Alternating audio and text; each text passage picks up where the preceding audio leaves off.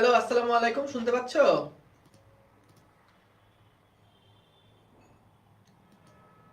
কেমন সাউন্ড? আস্তে না জোরে?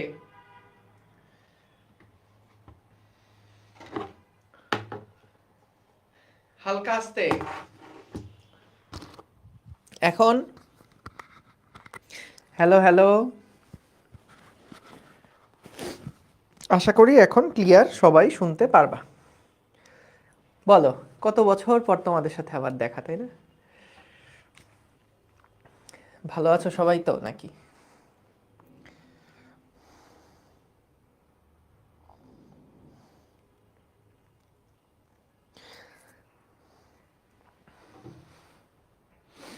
দাঁড়াও, একটু মোটিভেশন দিয়ে সবাইকে আগে ডেকে নিয়ে আসি।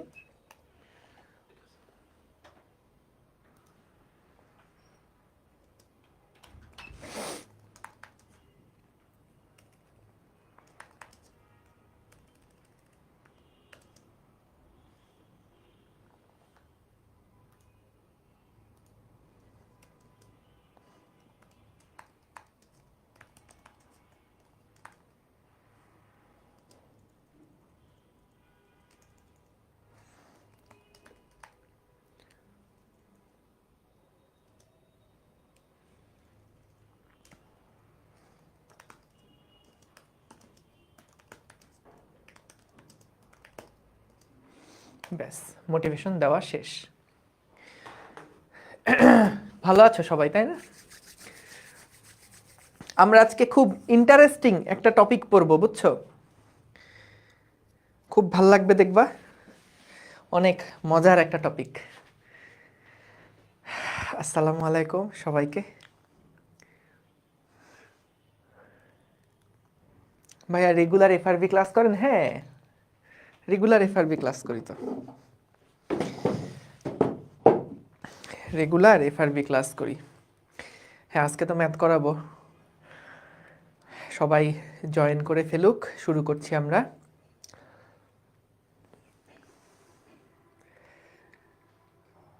ভাই আপনার কি শীত করে না? না, শীত তো করতেছে না এখনো। ওকে, ঠিক আছে বস। আমরা আজকে হলো, এর আগের দিন কি পড়ছিলাম? এর আগের দিন আমরা হচ্ছে বিভিন্ন কৌণিক গতির রাশিগুলা পড়ছিলাম এবং সেই রাশিগুলার মধ্যে পারস্পরিক সম্পর্ক দেখছিলাম এবং তাদের যে ম্যাথগুলো ছিল কৌণিক গতি রিলেটেড, সেই ম্যাথগুলো দেখছিলাম। আমাদের আজকে কৌণিক গতির আরেকটি স্পেশাল রাশি নিয়ে আমরা আলোচনা করব, সেইটা হচ্ছে কেন্দ্রমুখী ত্বরণ। কেন্দ্রমুখী ত্বরণের টপিকটা খুবই গুরুত্বপূর্ণ। মূলত কেন্দ্রমুখী ত্বরণ, কেন্দ্রমুখী বল, এই টাইপের প্রবলেমগুলো আসলে অনেক বেশি ইম্পর্টেন্ট পরীক্ষার জন্যে এবং রিয়েল লাইফেও এটার আসলে মেজর কিছু অ্যাপ্লিকেশন আছে। ঠিক আছে, তাইলে চলো আমরা আস্তে আস্তে শুরু করি। এই চ্যাপ্টারের ক্লাস যাদের জমে আসছে তোমাদের একটু বলে রাখি, যারা ধরো একটু পিছাই গেছো বা ভাইয়া আমি আসলে পড়ার ফ্লো শুরু করতে করতেই অনেক দেরি করে ফেলছি, সত্যি কথা হচ্ছে এখনো আসলে তুমি এতটা দেরি করে ফেলো নাই। এখনো তোমার হাতে কামব্যাক করার জন্য যথেষ্ট সময় আছে। একাডেমিক সাইকেলের যে ক্লাসগুলো বেশি একটা হয় নাই, মাত্র 4টা চ্যাপ্টার মতন শেষ হয়েছে। তো তুমি যেটা করতে পারো, যদি একেবারেই পড়াশোনা করা না থাকে তাহলে ডেইলি 2টা করে রেকর্ড ক্লাস দেখবা। ফিজিক্স বলো, কেমিস্ট্রি বলো, ম্যাথে বলো, যেই সাবজেক্টেই পিছায় আসো, ডেইলি 2টা করে রেকর্ড ক্লাস দেখো এবং তুমি দেখবা 1 সপ্তাহের মধ্যে তুমি একটা সেই লেভেলের কনফিডেন্স পাবা। বুঝতে পারছো? তো এইটা হচ্ছে মেইন টার্গেট, যে আমরা পিছায় থাকলে অসুবিধা নাই, তোমার কাছে সব কন্টেন্ট আছে, রেকর্ড ক্লাস আছে, প্র্যাকটিস শিট আছে, সব কিছু গোছানো আছে। জাস্ট তোমাকে একটু ধৈর্য ধরে সময়টা দেওয়া লাগবে। ঠিক আছে, এই সময়টা দিলেই হবে, আর কিচ্ছু লাগবে না। ঠিক আছে, চলো তাহলে আমরা শুরু করি আস্তে আস্তে। হ্যাঁ, ওকে। আচ্ছা, আমি তো কোন ব্যাচের গ্রুপে লাইভে আসছি? আমি কি ঠিক ব্যাচের গ্রুপে লাইভে আসছি? হ্যাঁ, ঠিক আছে। তো সাইকেল টুতেই না তোমাদের লাইভ?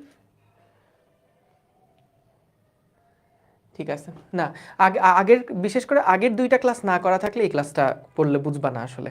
ঠিক আছে, ঠিক আছে, চলো তাহলে শুরু করি আমরা, বিসমিল্লাহ। তো আমাদের প্রথমে চলো আগে আমরা একটা সিমুলেশন একটু দেখে আসি। দেখো, প্রথমে আমরা আগে একটা সিমুলেশন দেখে আসি। দেখো, এইখানে দেখতে পাচ্ছ যে আমাদের কাছে একটা পয়েন্ট আছে, একটা বিন্দু আছে, এবং এই বিন্দুটার গতিপথ যেদিকে সেই দিকেই যদি বল প্রয়োগ করা হয় তাহলে কি হয়। দেখো, আমি যদি একটু একটু স্টেপ ওয়াইজ আগাই, দেখো প্রথমে যেই দিক বরাবর বল প্রয়োগ করছো বস্তুর আদিবেগ যদি সেই দিকেই থাকে তাহলে কিন্তু বস্তুটা একদম স্ট্রেট লাইন বরাবর চলতে থাকবে, স্ট্রেট লাইন বরাবর চলতে থাকবে। এবং তুমি যত বেশি বল প্রয়োগ করছো বস্তুর তো ত্বরণ বেশি হচ্ছে, এবং ত্বরণ যত বেশি হচ্ছে বেগ তত বৃদ্ধি পাচ্ছে। সো এখান থেকে দেখে বুঝতে পারছো প্রথমে কিন্তু বেগটা একটু কম ছিল, পরে দেখো এদের মধ্যে অনেক গ্যাপ, অর্থাৎ বেগ কিন্তু পরে বেড়ে গেছে। তো মেইনলি যেটা এখান থেকে বোঝার জিনিস সেটা হচ্ছে যখন আমাদের বল এবং মোশন দুইটা যখন একই দিক বরাবর কাজ করে তখন কিন্তু এইভাবে করে একই দিকে স্পিড বাড়তে থাকে। একদম সহজ জিনিস, ভেরি সিম্পল। এটা নিয়ে কোনো কনফিউশন আছে? এটা নিয়ে কোনো কনফিউশন নাই। এখন আমরা চলো এই দুইটার মধ্যবর্তী যে কোণ সেটাকে আমরা একটু চেঞ্জ করে দিই। অর্থাৎ এই নীল কালার যেটা দেখছো এটা হলো আমাদের মোশনের দিকটা, অর্থাৎ গতির দিকটা। যে মনে করো কোনো একটা কণা, এর উপরে যদি কোনো বল কাজ না করতো তাহলে সেটা একদম সোজা স্ট্রেইট বরাবর চলতে থাকতো। কিন্তু আমরা কি করলাম, এটার সাথে একটু অ্যাঙ্গেলে, কত ডিগ্রি, 50 ডিগ্রি অ্যাঙ্গেলে একটা বল প্রয়োগ করছি। তাহলে বলো তো বল প্রয়োগ করলে কি হবে? বল প্রয়োগ করলে এটা কি আর সোজা যাবে? আমাকে খালি এটুকু আগে বলো, বলটা প্রয়োগ করলে কি সোজা যাবে? সোজা যাবে? সোজা যাবে না। সো দেখো যেটা হবে যে আমরা যত স্টেপ আগাবো দেখো এটা কিন্তু আগের মতন সোজা যাচ্ছে না। এবং সব সময় বেগের দিকের সাথে যদি বলের দিকটা একটু 50 ডিগ্রি অ্যাঙ্গেলে থাকে, প্রত্যেকটা মুহূর্তে দেখো বেগের দিক আর বলের দিক কিন্তু 50 ডিগ্রি কোণ করে আছে।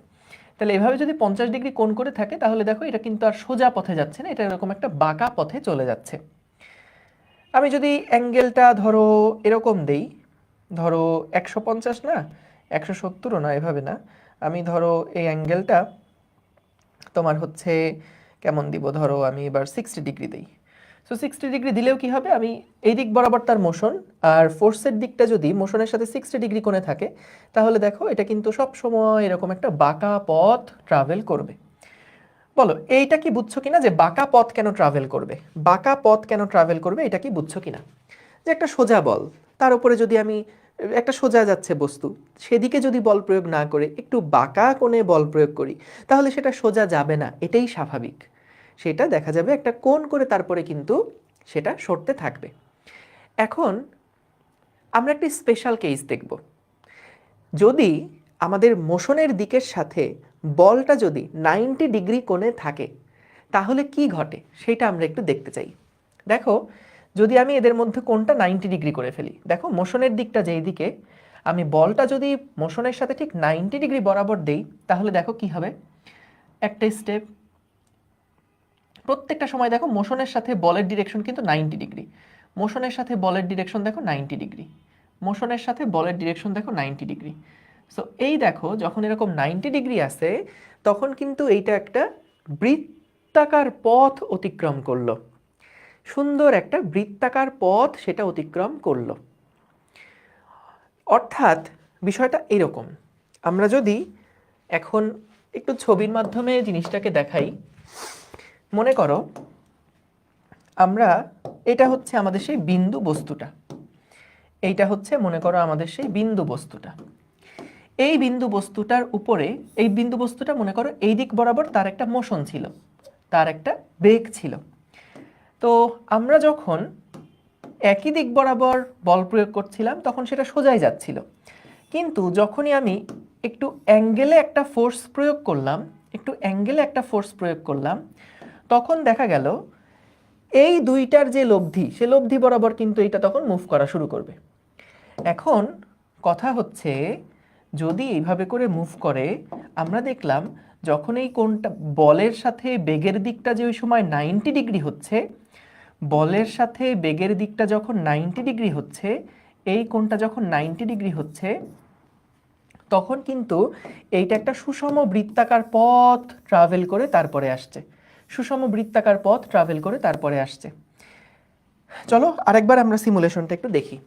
দেখো প্রথম থেকে আবার আসি, যে আমাদের এই দিক বরাবর হচ্ছে মোশনের দিকটা, এদিক বরাবর গতির দিকটা, আর আমাদের বলটা প্রযুক্ত হচ্ছে তার সাথে 90 ডিগ্রি বরাবর, তার সাথে 90 ডিগ্রি বরাবর। তাহলে 90 ডিগ্রি বরাবর বল প্রয়োগ করলে দেখো কি হচ্ছে, যে এই বলটার প্রভাবেই কিন্তু দেখো এই মোশনটা আর সোজা থাকলো না, একটু এরকম বেঁকে গেল। তারপরে আবার যেহেতু একটা বল প্রযুক্ত হচ্ছে, দেখো আবার দিকটা কিন্তু সোজা গেল না, দিকটা একটু বেঁকে গেছে। এইভাবে করতে করতে যখন আমরা বল এভাবে করে প্রয়োগ করছি, তখন দেখো সুষম একটা বৃত্তাকার পথে কিন্তু এটা ঘুরে আবার আগের জায়গাতে আসছে। বুঝতে পারছো? দেখো এই জিনিসটা বুঝছো কিনা। এখন ভাই আসলে যে কাহিনীটা হয় সেইটা হচ্ছে, যখন আমরা একটা কোনাকুনি বরাবর বল প্রয়োগ করি, তখন কি হয় দেখো, এই বলটাকে কি আমরা চাইলে দুইটা উপাংশে ভাগ করতে পারি না? আচ্ছা, দুইটা উপাংশে ভাগ করার আগে আরেকটা জিনিস একটু বুঝাই আসি। সাপোজ এদিক বরাবর বস্তুর বেগ তো ছিলই, ডান দিক বরাবর বা এক্স অক্ষ বরাবর মনে করো বস্তুর বেগ আছে, আর এই দিক বরাবর আছে হচ্ছে আমাদের বস্তুর উপরে প্রযুক্ত বল। এইটা হচ্ছে বস্তুর উপরে প্রযুক্ত বল। এখন বলো তো, যদি এদিক বরাবর বল কাজ করে, তাহলে কিন্তু বস্তুটার ওয়াই অক্ষ বরাবর একটা ত্বরণ কাজ করা শুরু করবে। এক্স অক্ষ বরাবর কিন্তু তার বেগ বাড়বে না।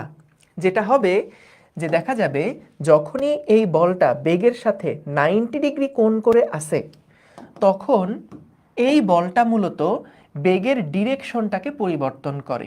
আমি একটু কথাটা লিখে দিচ্ছি। বলের দিক বেগের দিকের সাথে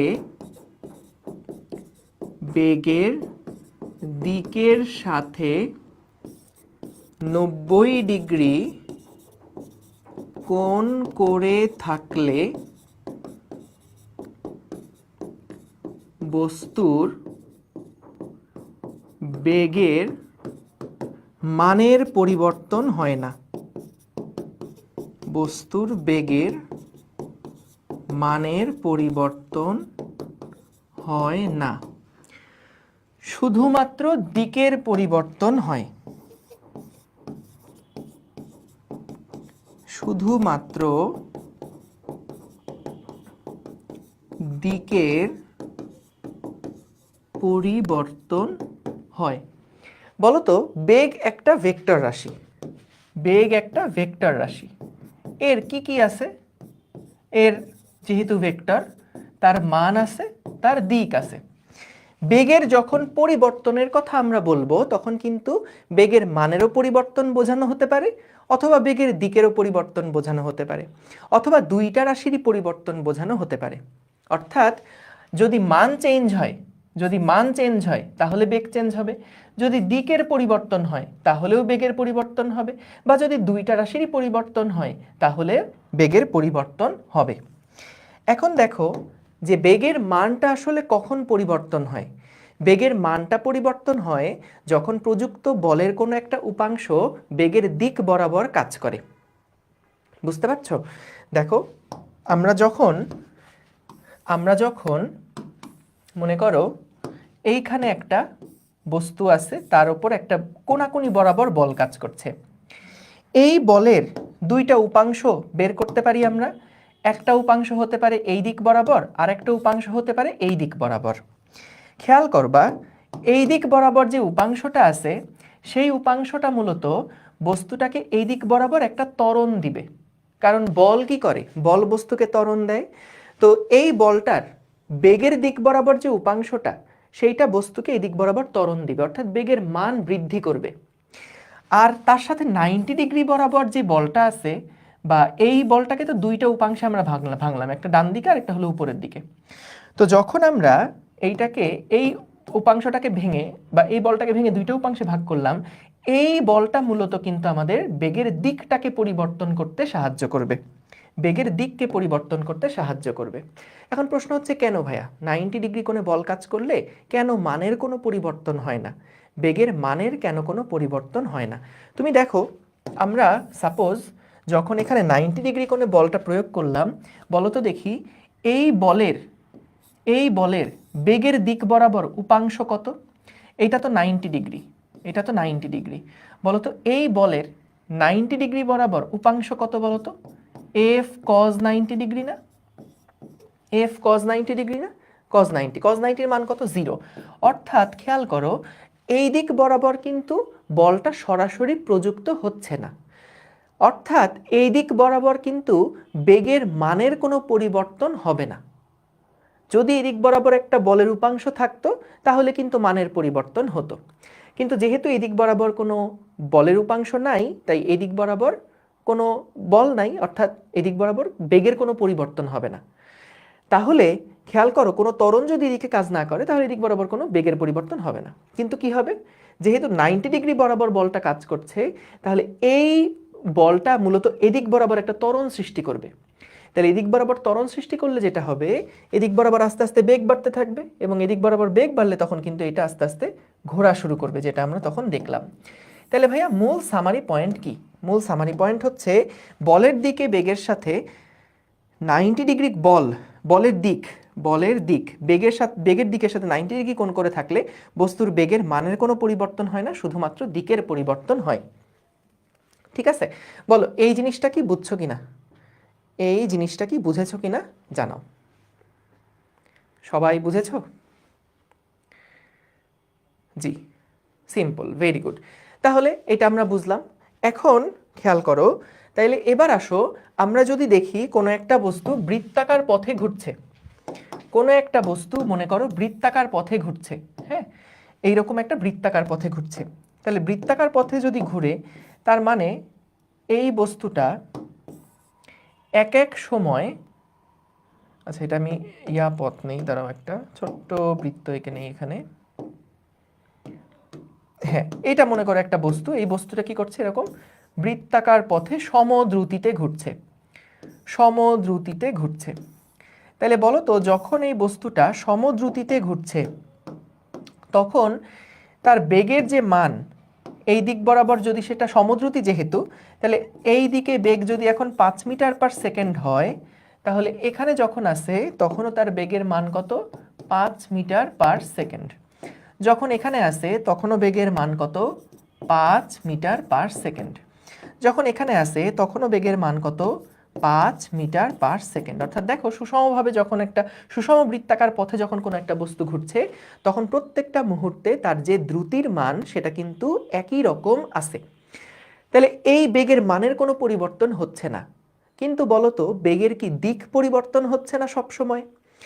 সবসময় কি বেগটা একই দিক বরাবর কাজ করছে? কাজ করছে না।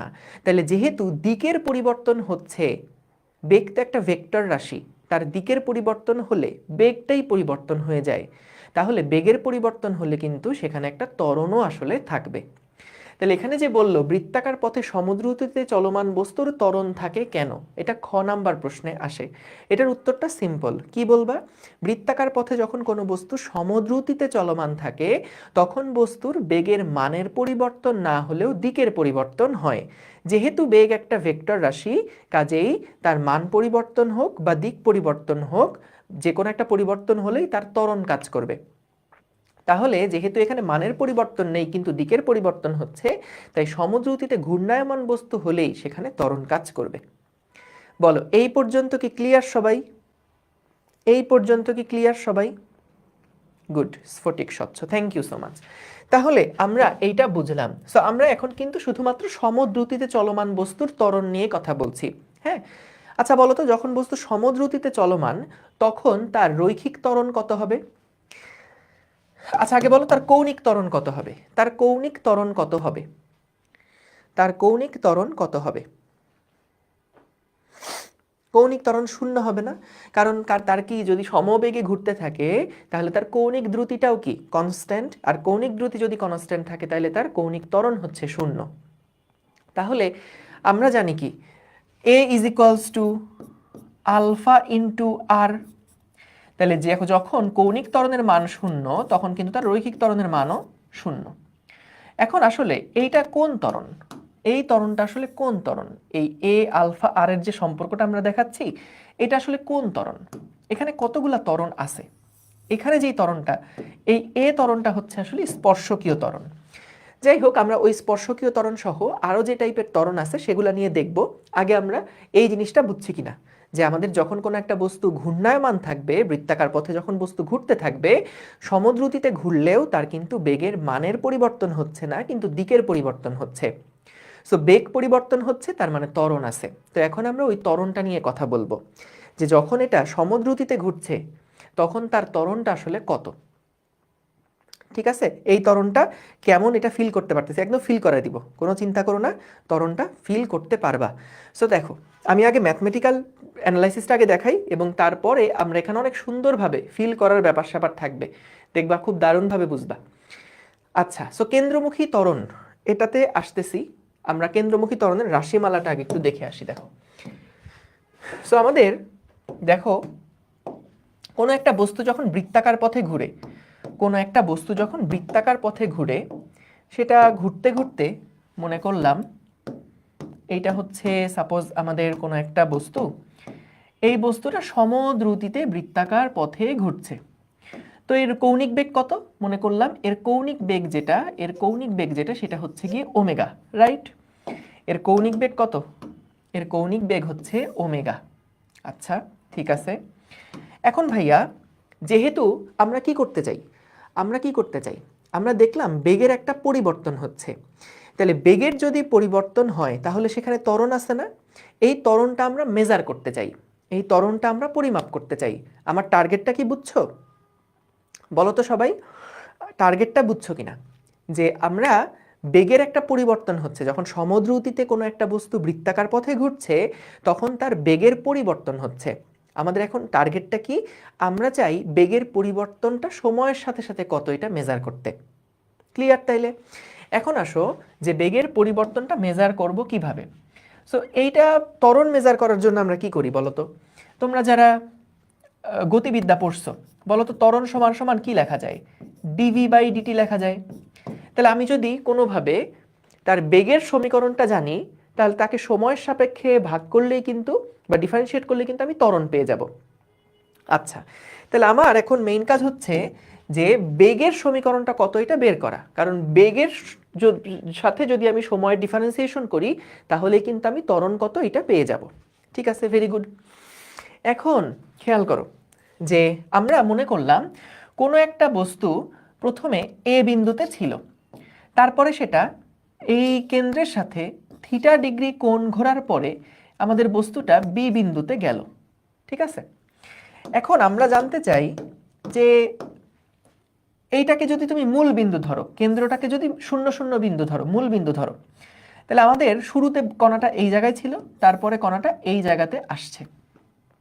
এখন আমরা যদি এই পয়েন্টটাকে ভাইয়া মূল বিন্দু চিন্তা করি, যে এটা আমাদের 0 0 পয়েন্ট, হ্যাঁ, এবং এই বৃত্তের ব্যাসার্ধ হচ্ছে গিয়ে আর, তাহলে বলো তো এই আর যে ভেক্টরটা আছে, আর যে ব্যাসার্ধ ভেক্টরটা আছে, এই আর ভেক্টরটাকে আমি কিভাবে লিখতে পারি, এই বস্তুটার অবস্থান আমি কিভাবে প্রকাশ করতে পারি? জিনিসটা অনেকটা এটার কথা বলছি। দেখো, যে মনে করো এটা একটা সংখ্যা রেখা, এইটা হচ্ছে আমাদের 0,0 বিন্দু।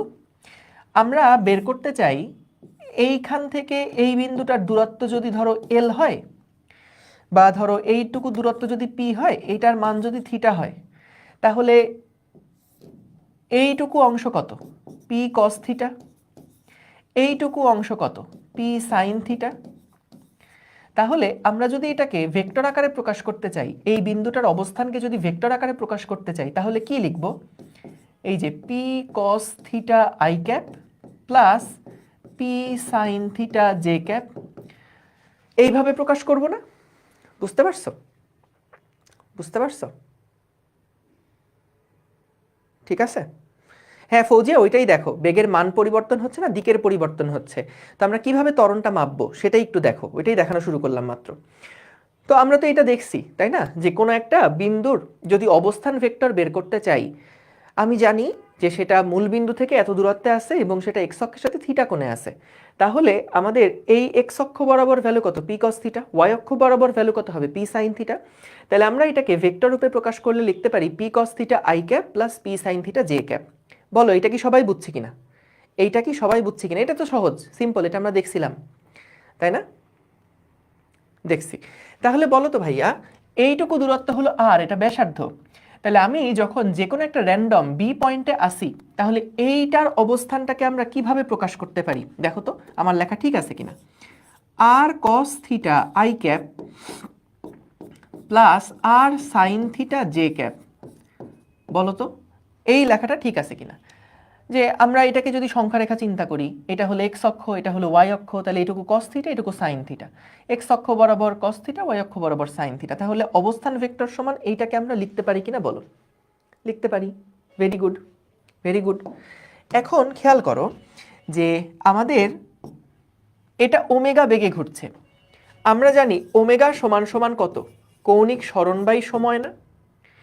ওই যে বেগ সমান সরণ বাই সময়, তাহলে থিটা ইজ ইকুয়ালস টু কি লেখা যায়? Omega into T. তাহলে আমি থিটার জায়গায় লিখে দিব ওমেগা ইন্টু টি। কেন ভাইয়া, কেন লিখবেন ওমেগা ইন্টু টি? কেন লিখবেন এখানে ওমেগা ইন্টু টি? কারণ দেখো আর যে ভেক্টরটা আছে এটা একটা অবস্থানের ভেক্টর, অবস্থান ভেক্টর। অবস্থানের পরিবর্তনটাকে যদি আমি সময়ের সাথে ডিফারেন্সিয়েট করি তাহলে কিন্তু বেগ পাবো, তাই না? বেগ মানে কি? সময়ের সাপেক্ষে অবস্থানের পরিবর্তনের যে হার, সেটাকেই তো আমরা বেগ বলি। তাহলে এখন বস্তুটা বুঝলাম এই জায়গাতে আছে, কিন্তু ভাইয়া কিছুক্ষণ পরে আমার বস্তুটা কি এই জায়গাতে আসবে না? তাহলে বলো তো আমাদের আর এর মান চেঞ্জ হচ্ছে না ঠিক, কিন্তু আর এর দিকের পরিবর্তন হচ্ছে না? আমাদের আর আগে ছিল এইটা, এখন আর কোনটা হয়ে যাবে? এইটা হয়ে যাবে। যত মুভ করছে আর এর কিন্তু একটা পরিবর্তন হচ্ছে। তাহলে আমরা তার যে কোনো সময়ের জন্য, খেয়াল করো, যে কোনো সময়ের জন্য আর এর মান কত সেটা আমরা এই সমীকরণ থেকে বের করে ফেলতে পারবো। টি এর মান 1 সেকেন্ড হলে আর কত, টি এর মান 2 সেকেন্ড হলে আর ভেক্টরের মান কত, এগুলো সব কিন্তু আমরা এখান থেকে বের করে ফেলতে পারবো। ঠিক আছে, ঠিক আছে। এখন তাহলে খেয়াল করো, আর সমান সমান যদি r cos omega t i plus r sine omega t যে হয়, আমরা যদি এইটাকে সময়ের সাপেক্ষে ডিফারেন্সিয়েট করি তাহলে বলো কি পাবো? আর কে যদি সময়ের সাপেক্ষে ডিফারেন্সিয়েট করি তাহলে কি পাবো বলো? অবস্থানটাকে সময়ের সাপেক্ষে ডিফারেন্সিয়েট করলে কি পাবো বলো? ভেলোসিটি পাবো। অর্থাৎ আমি দেখো এই আরটা কিন্তু কোনো ফিক্সড আর না, সময় যত গড়াবে ওমেগা টি এর মান চেঞ্জ হবে, থিটার মান চেঞ্জ হবে, তাহলে আর কস থিটা আর সাইন থিটা এই ভ্যালুগুলা কিন্তু পরিবর্তন হতে থাকবে। তাহলে যত এই ভ্যালুগুলো পরিবর্তন হবে আর পরিবর্তন হবে, আমরা সময়ের সাথে আর এর পরিবর্তনটাকেই বলি বেগ। তাহলে এটাকে একবার ডিফারেন্সিয়েট করলে আমরা বেগ পাবো। এই পর্যন্ত ক্লিয়ার কিনা বলো? আমাদের মূল অবজেক্টিভ কি, মূল টার্গেট কি? মূল টার্গেট হচ্ছে বৃত্তাকার পথে যখন বস্তুকণা ঘুরছে তখন তার ত্বরণ কত বের করতে চাই। তাহলে সেইটার জন্য আমরা আগে তার অবস্থানের সমীকরণটা বের করলাম, তাকে ডিফারেন্সিয়েট করে এখন বেগের সমীকরণটা বের করব। তাহলে চলো তো দেখি বেগের সমীকরণ কি হয়। এখানে আমাদের কিছু ডিফারেন্সিয়েশনের নলেজ লাগবে, এটা ফিজিক্সের না, মাথা ব্যথা না। দেখো আমরা কি জানি, আর কজ ওমেগা টি, আর কজ ওমেগা টি যদি আমরা এটাকে ডিফারেন্সিয়েট করি, কজকে ডিফারেন্সিয়েট করলে কিন্তু কি হয়, আমরা এখান থেকে কজ ওমেগা টি, যেহেতু কজকে ডিফারেন্সিয়েট করলে মাইনাস সাইন, সো এখান থেকে দেখো মাইনাস সাইন ওমেগা টি, কিন্তু এখানে যেহেতু একটা ওমেগা আছে তাই ওমেগা টিকে আবার টি এর সাপেক্ষে ডিফারেন্সিয়েট করলে কিন্তু ওমেগা আসবে, তাহলে এখানে আসে মাইনাস আর ইন্টু ওমেগা সাইন ওমেগা টি। দেখো মাইনাস আর ইন্টু ওমেগা সাইন ওমেগা টি, আর তো কনস্ট্যান্ট ছিলই, এটা বাদই হয়ে গেল। কজ ওমেগা টি যেটা সময়ের সাপেক্ষে যখন কস থিটাকে ডিফারেন্সিয়েট করলে হয় মাইনাস সাইন থিটা, থিটার ভিতরে আবার দেখো যেহেতু টি আছে তাই এটাকে আবার ডিফারেন্সিয়েট করলাম, ওমেগা টিকে টি এর সাপেক্ষে ডিফারেন্সিয়েট করলে হয় মাইনাস ওমেগা। ঠিক আছে, সো এইটা কিন্তু আমাদের না বুঝলে এটা ডিফারেন্সিয়েশন থেকে এটা আসছে, এটা মাথায় রেখো খালি। এবার আসো সাইন ওমেগাটিকে ডিফারেন্সিয়েট করলে কি হবে, এটা আই ক্যাপ ছিল আই ক্যাপ রাখলাম, সাইনকে ডিফারেন্সিয়েট করলে হবে কজ, তাহলে এখানে হবে omega r cos omega t j cap. দেখো ওমেগা আর, এক কাজ করি ওমেগা আরই রাখি এখানে, এটা হচ্ছে minus omega r sine omega t i cap plus omega r cos omega t j cap. ঠিক আছে, এটা তাহলে আমরা কি পেলাম, কিসের সমীকরণ পেলাম? এইটা আমরা পেলাম হচ্ছে বৃত্তাকার পথে ঘূর্ণায়মান বস্তুর বেগের সমীকরণ, ঘূর্ণায়মান বস্তুর বেগের সমীকরণ। তাহলে দেখো আমরা যেহেতু বেগের সমীকরণ পেয়ে গেছি, এটাকেই আবার ডিফারেন্সিয়েট করলে আমরা কি পাবো? ত্বরণ পাবো। এইটাকে আমরা ডিফারেন্সিয়েট করলে কি পাবো? ত্বরণ পাবো। তাহলে আসো এই বেগটাকে আমরা আবার ডিফারেন্সিয়েট করি। তাহলে ডিভি বাই ডিটি সময় সাপেক্ষে যদি আমরা এটাকে একবার ডিফারেন্সিয়েট করি তাহলেই কিন্তু আমরা ত্বরণ কত সেটা পেয়ে যাব। তাইলে আসো এইটা হচ্ছে গিয়ে আমাদের সেই বেগটা, এই বেগটাকে আমাদেরকে ডিফারেন্সিয়েট করতে হবে সময়ের সাপেক্ষে। সময়ের সাপেক্ষে এটাকে আমাদেরকে ডিফারেন্সিয়েট করতে হবে। তাইলে খেয়াল করো সময়ের সাপেক্ষে ডিফারেন্সিয়েট করলে কি হবে, সাইনকে ডিফারেন্সিয়েট করলে কজ, তাহলে এখানে আসবে minus omega square r cos omega t i cap, কজকে ডিফারেন্সিয়েট করলে মাইনাস মাইনাস সাইন হয় omega square r sine omega t j cap. এই জিনিস না বুঝলে কোনো সমস্যা নাই, তুমি দেখবা যখন ডিফারেন্সিয়েশন করবা তখনই এই লাইনগুলো বুঝতে পারবা। এখন খেয়াল করো এ সমান সমান যেটা আসলো, আমরা যদি মাইনাস ওমেগা স্কোয়ারটাকে কমন নেই তাহলে দেখো যেটা আসে ভিতরে আসে r cos omega t i cap plus r sine omega t j cap. বলো তো এই জিনিসটা কি নির্দেশ করছে, r cos omega t i cap plus r sine omega t j cap? আর নির্দেশ করছে না, এটা এটা আর নির্দেশ করছে। তাহলে আমরা এ সমান সমান যেটা লিখতে পারছি সেটা হলো মাইনাস ওমেগা স্কোয়ার, দেখো আর কজ ওমেগা টি, যে r cos omega t i cap, r cos omega t i cap plus r sine omega t j cap, r sine omega t j cap, এই দুইটা জিনিস কিন্তু আর নির্দেশ করে। তাহলে minus omega square আর, এই দেখো এইটা হচ্ছে গিয়ে আমাদের ত্বরণের মানটা, এইটা হচ্ছে আমাদের ত্বরণের মানটা। এখন দেখো পুরো জিনিসটা আরেকবার রিক্যাপ করি, কি করলাম আমরা প্রথমে দেখলাম যে এটা যখন একটা বস্তু সমদ্রুতিতে বৃত্তাকার পথে ঘুরতে থাকে তখন তার মানের বেগের মানের পরিবর্তন হয় না কিন্তু দিকের পরিবর্তন হয়। বেগের দিকের পরিবর্তন হইলেই তাহলে কি বেগের পরিবর্তন হচ্ছে, বেগের পরিবর্তন বাই সময় কি একটা ত্বরণ, সেই ত্বরণটা কত এটা আমরা বের করতে চাচ্ছিলাম। যে সমদ্রুতিতে যখন বস্তু চলমান থাকে তখন তো তার ত্বরণ থাকে, সো এই ত্বরণটা আমরা বের করতে চাই। সো ত্বরণটা বের করার জন্য আমরা আগে তার অবস্থান ভেক্টরের একটা র্যান্ডম সমীকরণ বের করলাম, জেনারেলাইজড একটা সমীকরণ বের করলাম যে r cos theta i plus r sine theta যে যে বিভিন্ন সময় সে যত থিটা অতিক্রম করবে মূল বিন্দু থেকে তার অবস্থান কোথায় সেইটা আমি ট্র্যাক করতে পারবো এই সমীকরণের সাহায্যে। টি এর মান 1 সেকেন্ড বসালে 1 সেকেন্ডে তার অবস্থান ভেক্টর কোথায় বের করতে পারবো, টি এর মান 2 সেকেন্ড বসালে 2 সেকেন্ডে তার অবস্থান বের করতে পারবো, 3 সেকেন্ডে 4 সেকেন্ডে 5 সেকেন্ডে অবস্থান বের করতে পারবো। অবস্থানকে ডিফারেন্সিয়েট করলে আমরা বেগ পাই, তাহলে অবস্থান ভেক্টরকে ডিফারেন্সিয়েট করলে বেগ পাচ্ছি, বেগটাকে ডিফারেন্সিয়েট করলে ত্বরণ পাচ্ছি। Very simple, very simple. তাহলে আমরা এখান থেকে ফাইনালি ত্বরণের একটা মান পেলাম। বলো এইটুকু পর্যন্ত প্রসেস বুঝেছো কিনা, এইটুকু পর্যন্ত প্রসেস বুঝেছো কিনা বলো। Very good, very good, simple. এখন দেখো মজার একটা কাহিনী এখানে আছে ভাইয়া। মজার কাহিনীটা হচ্ছে দেখো এটা কিন্তু একটা ভেক্টর সমীকরণকে আমরা ডিফারেন্সিয়েট করছিলাম এবং এখানে একটা দারুণ ইনফরমেশন দিচ্ছে।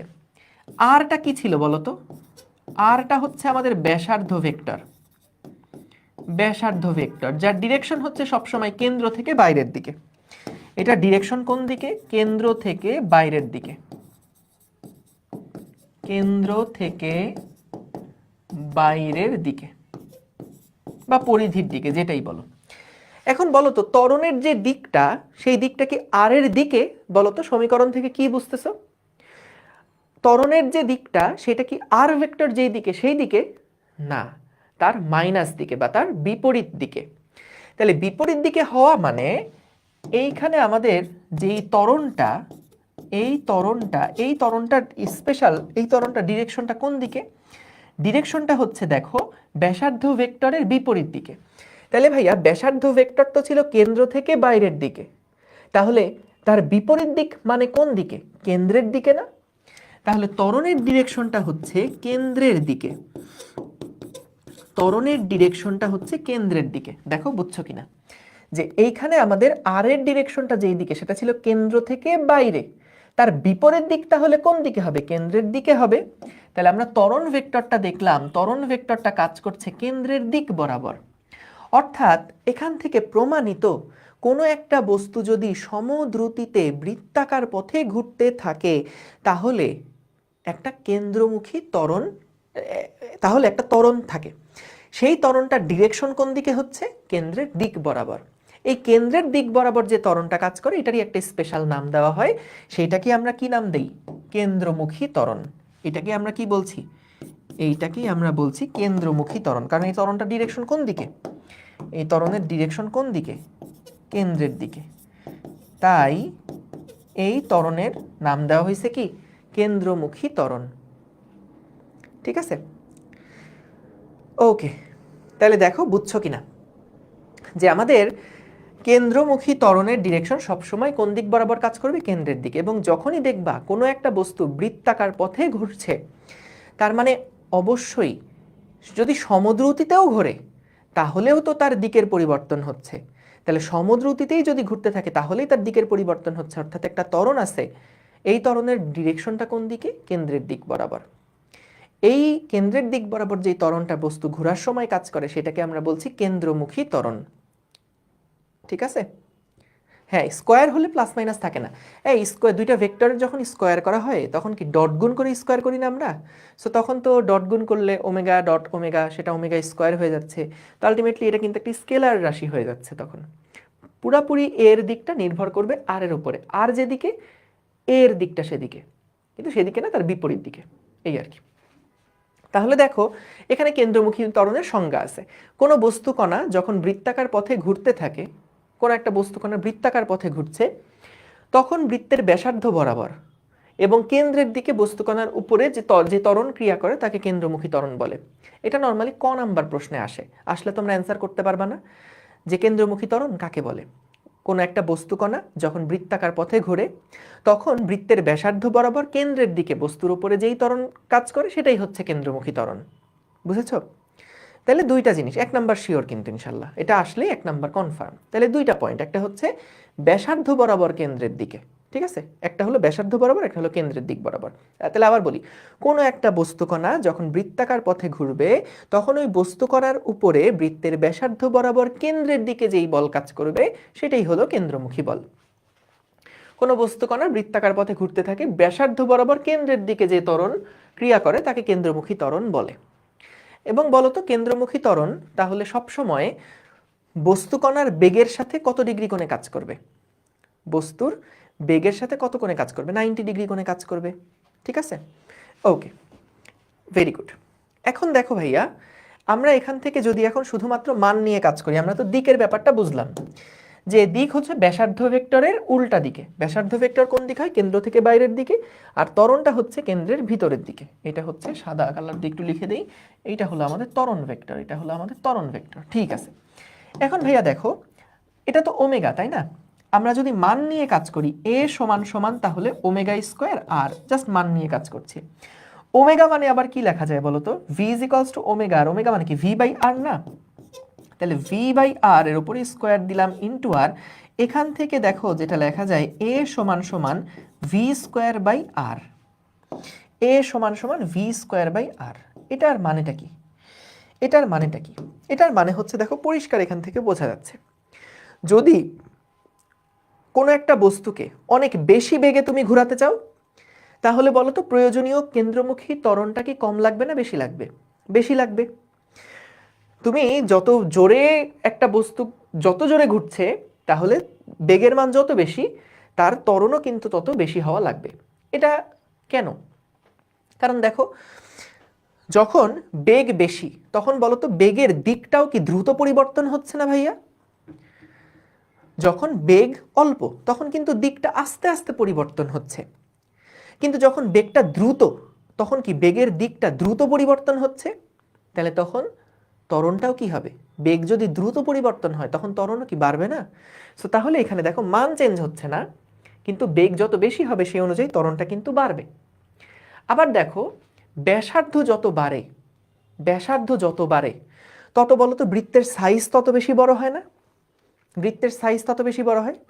সো যত বৃত্তের সাইজ বড় হচ্ছে তত বলতো আগে যদি বৃত্তটা ছোট থাকতো, একটু জাস্ট এখানে এক্সাম্পল দিই, পরে বড় একটা এক্সাম্পল আছে। ধরো বৃত্তটা ছোট, তাহলে ছোট হলে কিন্তু খুব অল্প সময়ে এখান থেকে এখানে চলে যাবে, বৃত্তের যে কেন্দ্র খুব অল্প সময় এখান থেকে এখানে চলে যাবে। কিন্তু যদি বৃত্তটা বড় হয় তাহলে বলো তো বৃত্তের কেন্দ্রে সেম কোণ অতিক্রম করতে এখন কি একটু বেশি সময় লাগবে না? এখন কি একটু বেশি সময় লাগবে না? আবার দেখো, যখন একটা ছোট্ট বৃত্তের মধ্যে তুমি ঘুরছো, তখন যে একটা থিটা অতিক্রম করতে একটা নির্দিষ্ট বেগে যে সময় লাগবে, যদি বৃত্তটা বড় হতো তাহলে কিন্তু ওই একই বেগে অতিক্রম করতে অনেক বেশি সময় লাগতো, আস্তে আস্তে যেত, বা এই একই কোণ অতিক্রম করতে বেশি সময় লাগতো। তাহলে সেই ক্ষেত্রে কিন্তু দেখো একই রকম বেগের পরিবর্তন ঘটাতে সময়টা কিন্তু বেশি লাগছে। সো যদি সময়টা বেশি লাগে, আমরা জানি ত্বরণ সমান v/t, তাহলে সময় যদি বেশি লাগে ত্বরণ কিন্তু কম হবে। চলো এই জিনিসটাই আমরা একটু ফিল করে করে আগাই, একটু ইনটিউশন দিয়ে এটা বোঝার চেষ্টা করি। দেখো দেখো এখানে অনেকগুলা দারুণ জিনিস আছে। সো দেখো আমরা মোটামুটি ম্যাথমেটিক্যালি কিন্তু বুঝে গেছি যে কেন্দ্রমুখী ত্বরণের সমীকরণটা কোনটা এবং কেন্দ্রমুখী ত্বরণটা কিভাবে করে প্রুফ করে। আমাদের কি পরীক্ষার জন্য প্রুফ লাগবে? লাগবে না। পরীক্ষায় এই যে প্রুফ করলাম এই প্রুফ লাগবে না। পরীক্ষার জন্য শুধুমাত্র তোমার এই সূত্রটা মুখস্থ রাখলেই হবে। যখন একটা বস্তু বৃত্তাকার পথে v বেগে ঘুরছে আর ব্যাসার্ধ নিয়ে ঘুরছে, সেই ঘোরার জন্য কেন্দ্রের দিক বরাবর তার উপরে যে ত্বরণ কাজ করতে হবে সেই ত্বরণটা হচ্ছে v²/r। ঠিক আছে, এখন আসো খুব দারুণ কিছু ইনটিউশন ভাইয়া, এটা একটু মনোযোগ দিয়ে খেয়াল করো, খুব ভালো লাগবে। ফিলের কিছু জিনিস আছে, এগুলো বইতে পাবা না। মনে করো আমরা এখানে একটু ফিল করতে চাই যে কি কারণে a ইজ ইকুয়ালস টু, বুঝলাম ভাইয়া v²/r, এটা আপনি প্রমাণ করছেন, কিন্তু আসলে কেন v², কেনই বা r এর সাথে ব্যস্তানুপাতিক, এইটা একটু ফিল করতে চাই, একটু ফিল করতে চাই। তো চলো আমরা এই জিনিসটা নিয়ে একটু কাটাছেড়া করি, একটু ফিল করি। বলো ভাইয়া, মনে করো প্রথমে আমরা দেখলাম যে এইটা হলো আমাদের বেগ ইনিশিয়াল, এটা হচ্ছে ভি ইনিশিয়াল। আমরা যখন থিটা ডিগ্রি কোণ অতিক্রম করলাম তখন তার বেগ হয়ে গেল ভি ফাইনাল। কথা বুঝো, এটা হলো ভি ইনিশিয়াল আর এইটা হচ্ছে ভি ফাইনাল। বলো তো ভাইয়া, বেগের পরিবর্তন যখন হিসাব করতে হয়, এটা ভি ফাইনাল, এটা হচ্ছে ভি ইনিশিয়াল। বেগের পরিবর্তন যদি হিসাব করতে হয়, আমরা জানি যে কোনো ক্ষেত্রে পরিবর্তন সমান সমান V final minus V initial, না বলো তো, তাই না? এখন দেখো তাহলে এখানে আমাদের এই ডেল্টা ভি ভেক্টরটা কিভাবে আমরা বের করব। এটা কিন্তু তোমরা ভেক্টর বিয়োগ থেকে অলরেডি করে আসছো, আপেক্ষিক বেগ থেকে। তোমাদের মনে আছে? এটা আগে একটু কঠিনভাবে দেখে তারপর একটু সহজভাবে দেখাবো। দেখো একদম নিয়ম যেটা ছিল যে আমরা কি করতাম, যে ভাইয়া আপনি যদি পরিবর্তন বের করতে চান তাহলে ভি ফাইনাল থেকে ভি ইনিশিয়ালটা বাদ দেন। ভি ইনিশিয়াল যেটা আছে, আমরা তো ভেক্টর বিয়োগ বলতে কি বুঝি, যে ভি ফাইনালের সাথে যোগ করতে হবে মাইনাস ভি ইনিশিয়ালকে।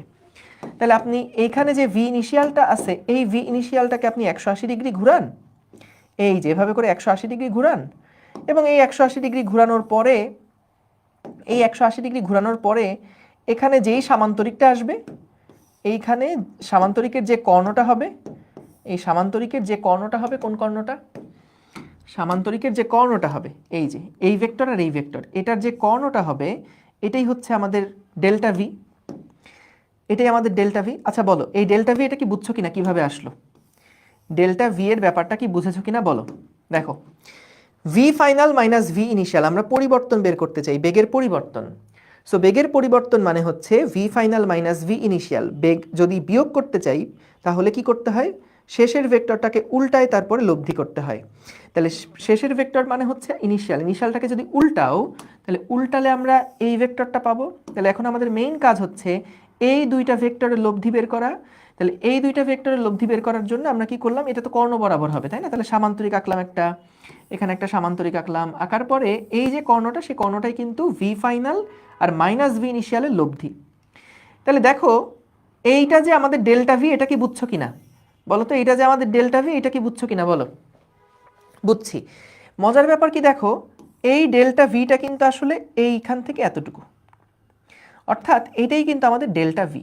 দেখো এইটা কিন্তু আমাদের ডেল্টা ভি, খেয়াল করো এটা আমাদের ডেল্টা ভি, একটু বোঝো, নোট খাতায় তোলার থেকে আগে বোঝো।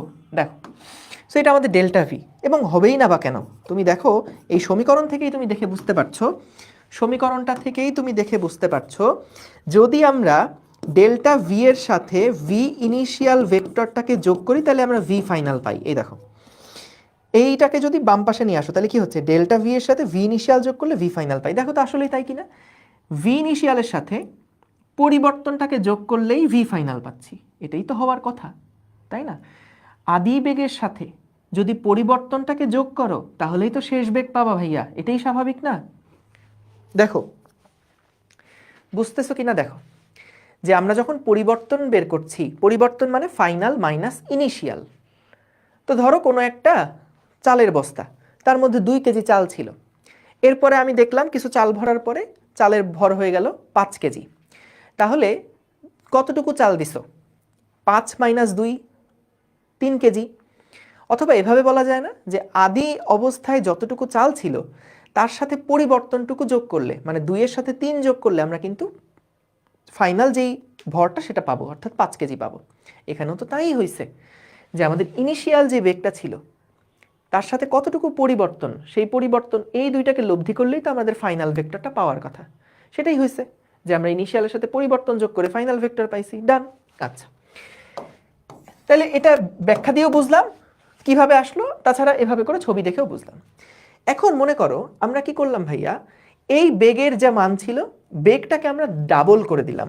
আমরা কি করলাম, আমরা বেগটাকে দ্বিগুণ করে দিলাম, বেগটাকে দ্বিগুণ করে দিলাম। তো ভাইয়া বেগটাকে দ্বিগুণ করলে ছবিটা কেমন হবে?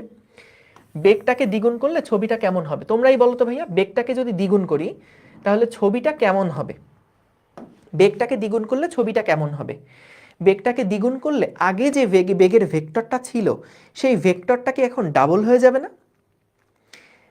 আমরা যখন ভেক্টরের মান বৃদ্ধি করি তখন কি ভেক্টরের যেই রাশিটুকটা দিয়ে ভেক্টর বুঝাইতাম সেটাকে বড় যত করব তত মান বোঝায়, ভেক্টরের সাইজটা দিয়ে মান বোঝায়। তাহলে দেখো যখন আমি ভেক্টরটাকে দ্বিগুণ করব, খেয়াল করো আমি একদম মাপ মতন এটা এই জন্য আগে এঁকে রাখছি, এই মাপটা দেখো একদম ঠিক এটা ডাবল। বিশ্বাস না হলে এটাকে এটার সাথে আরেকবার যোগ করো, এই দেখো পুরাপুরি ডাবল। অর্থাৎ আমরা কি করলাম, এই বেগটাকে আমরা এখন ডাবল করলাম। সো যদি ডাবল করি তাহলে এইটা কিন্তু আমাদের নতুন 2v, এটা আমাদের নতুন 2v। অর্থাৎ আমরা জানতে চাই যদি বেগটাকে আমরা দ্বিগুণ করি ভাইয়া তাহলে ডেল্টা ভিটা কতটুকু হয়, বুঝছো? ডেল্টা ভিটা কতটুকু হয়, তাহলে ডেল্টা ভি কতটুকু হয় এটা হিসাব করার জন্য দেখো আবার এটা হলো ভি ইনিশিয়াল, এইটা হচ্ছে ভি ফাইনাল, লেখা দরকার নেই, একটু দেখে নাও। তাহলে বলো তো আমাদের এখানে আমরা যেই ডেল্টা ভিটা পাবো, এই যে এটাকে এখন কি, এটা হলো এখনকার ভি ইনিশিয়াল, এটা এখনকার ভি ফাইনাল। তাহলে চট করে বলো তো ডেল্টা ভি কোনটা হবে? ইনিশিয়ালের সাথে যোগ করলে আমরা যেটা পাবো সেটাই হচ্ছে ভি ফাইনাল। তাইলে এইটা হচ্ছে আমাদের ডেল্টা ভি, এটা হচ্ছে আমাদের ডেল্টা ভি। দেখো তো ক্লিয়ার কিনা, দেখো তো ক্লিয়ার কিনা? হ্যাঁ, এখন খেয়াল করো, বলো তো আমাদের এইটার কালারটা আমরা চলো একটু চেঞ্জ করে দিই, এই সবগুলোর কালারটা আমরা একটুখানি ডিফারেন্ট একটা কালার, ব্লু কালার দিই। হ্যাঁ ঠিক আছে, ব্লু কালার দিলাম। আর এইটার কালারগুলোকে কি দিব, এটার কালারগুলোকে সব গ্রিন করে দিলাম। ঠিক আছে, এখন চলো একটা কাজ করি, বলো তো এখানে কিন্তু আমরা একই পরিমাণ থিটা ঘুরছি, এখানেও যতটুকু থিটা ঘুরেছি এখানেও কিন্তু আমরা ঠিক ততটুকুই থিটা ঘুরেছি। ঠিক আছে, একই রকম থিটা ঘোরা হয়েছে। তাইলে দেখো এই জিনিসটাকে যদি আমি এইটার উপরে নিয়ে আসি, একটাকে আরেকটার উপরে যদি নিয়ে আসি, দাঁড়াও এইটাকে একটু কম্বাইন করে নেই। হ্যাঁ দেখো, একটাকে যদি আমি এরকম আরেকটার উপরে নিয়ে আসি তাইলে বলো তো এইটা ছিল ভি ইনিশিয়াল, আর এই বড়টা কি ভি ইনিশিয়ালের ডাবল না? আচ্ছা, এইটা ছিল ভি ফাইনাল, আর এই বড়টা কি ভি ফাইনালের ডাবল না? আচ্ছা, দেখো তুমি এই পুরা জিনিসটাকে যদি একটা ত্রিভুজ চিন্তা করো তাহলে বলো তো এই বড় বাহুটার এইটা কি মধ্যবিন্দু হবে না? আবার এই বড় বাহুটার এটাও কি মধ্যবিন্দু হবে না? তো তোমাদের একটা ওই যে উপপাদ্য মনে আছে, এইরকম একটা উপপাদ্য ছিল যে যদি দুইটা বাহুর মধ্যবিন্দুগুলোকে আমরা যোগ করি তাহলে যদি এটা ডাবল হয়, মানে এটার ডাবল যদি পুরাটা হয়, এটার ডাবল যদি পুরাটা হয় তাহলে এটার ডাবল হবে এটা। মনে আছে? মনে আছে যে এইটা ডাবল হবে এইটা। সো তাইলে বলো তো আমরা এইটুকু যে ডেল্টা ভি পেলাম এই ত্রিভুজটার দিকে যদি তাকাও, এই ত্রিভুজটার দিকে, যে বড় ত্রিভুজটার দিকে তুমি যদি তাকাও, তাহলে দেখো এটা একটা মধ্যবিন্দু, এটা একটা মধ্যবিন্দু। এইটুকুর যে দৈর্ঘ্যটা হবে তার ডাবল হবে কিন্তু এইটার দৈর্ঘ্য। দেখো বুঝছো কিনা? ডাবল হবে এইটার, ডাবল হবে এইটার দৈর্ঘ্য, কারণ এইটার অর্ধেক এইটা, এইটার অর্ধেক এইটা, এইটার অর্ধেক এইটা। অর্থাৎ এটা কি একটা সদৃশকোণী ত্রিভুজ না? এটা তো একটা সদৃশকোণী ত্রিভুজ, তাই না? বুঝছি, গুড। তো তাহলে দেখো আমরা দেখলাম যদি বেগটাকে দ্বিগুণ করা হয় তাহলে ডেল্টা ভিটাও দ্বিগুণ হয়ে যায়, ডেল্টা ভিটাও দ্বিগুণ হয়ে যায়। আচ্ছা বলো তো, যদি আমি এখন বেগটাকে 3 গুণ করি, যদি আমি বেগটাকে 3 গুণ করি তাহলে ডেল্টা ভি কত হবে? বেগ যদি 3 গুণ করতাম তাহলে বলো তো দেখি ডেল্টা ভি কত গুণ হতো? অর্থাৎ আমি যদি এটাকে 3 টাইমস বাড়াতাম, এটাকে 2 টাইমস বাড়ানোর পর এটা 3 টাইমস যদি বাড়াতাম, তাহলে বলো তো ডেল্টা ভিটা কত গুণ হতো? ডেল্টা ভিটা কত গুণ হতো? ডেল্টা ভিটা কত গুণ হতো? 3 গুণ হতো না? গুড। অর্থাৎ তখন এখানে কিন্তু 3 গুণ আসতো। ঠিক আছে, ভেরি গুড। এখন খেয়াল করো, একটু চিন্তা করে বলো তো, এখান থেকে থিটা ডিগ্রি কোণে যতটুকু রাস্তা, এর দৈর্ঘ্য যদি এস হয়, বলো তো এখান থেকে এতটুকু যে রাস্তা, এটাও তো এস। কিন্তু বলো তো এখানে বেগ ছিল কম, তাহলে এখান থেকে এখানে যেতে যে সময় লাগবে, এখান থেকে এখানে যেতে বেগ যদি ডাবল হয়ে যায়, সময় কি একই রকম লাগবে নাকি সময়টা তার অর্ধেক লাগবে? অর্ধেক লাগবে না, কারণ S is equals to VT. S is equals to VT. যখন আমার বেগটা ডাবল হয়ে গেছে তখন সেম সরণের জন্য সময় লাগবে কি তার অর্ধেক সময় লাগবে না? অর্ধেক সময় লাগবে। তাহলে দেখো আমরা দেখলাম যে ডেল্টা টি লাগে হচ্ছে অর্ধেক। এইখানে বলো তো ডেল্টা টি কতটুকু লাগবে? যদি বেগটা 3 গুণ হয়ে যায় তাহলে 1/3 লাগবে। আরে স্মার্ট তো তোমরা, 1/3 লাগবে। এইবার একটা মজার জিনিস দেখো, বলো তো ত্বরণ সমান সমান কি? ডেল্টা ভি বাই ডেল্টা টি না ভাইয়া? তাহলে যখন আমার বেগটা দ্বিগুণ হয়ে গেল এবং সময়টা অর্ধেক লাগলো, তখন দেখো ত্বরণ হয়ে যাচ্ছে আলটিমেটলি 2 স্কয়ার। বেগ যদি দ্বিগুণ করো ত্বরণ হয়ে যাচ্ছে 2 স্কয়ার। সমান সমান দেওয়াটা ঠিক হচ্ছে না, যেহেতু আমি গুণিতক আকারে দেখাচ্ছি এখানে।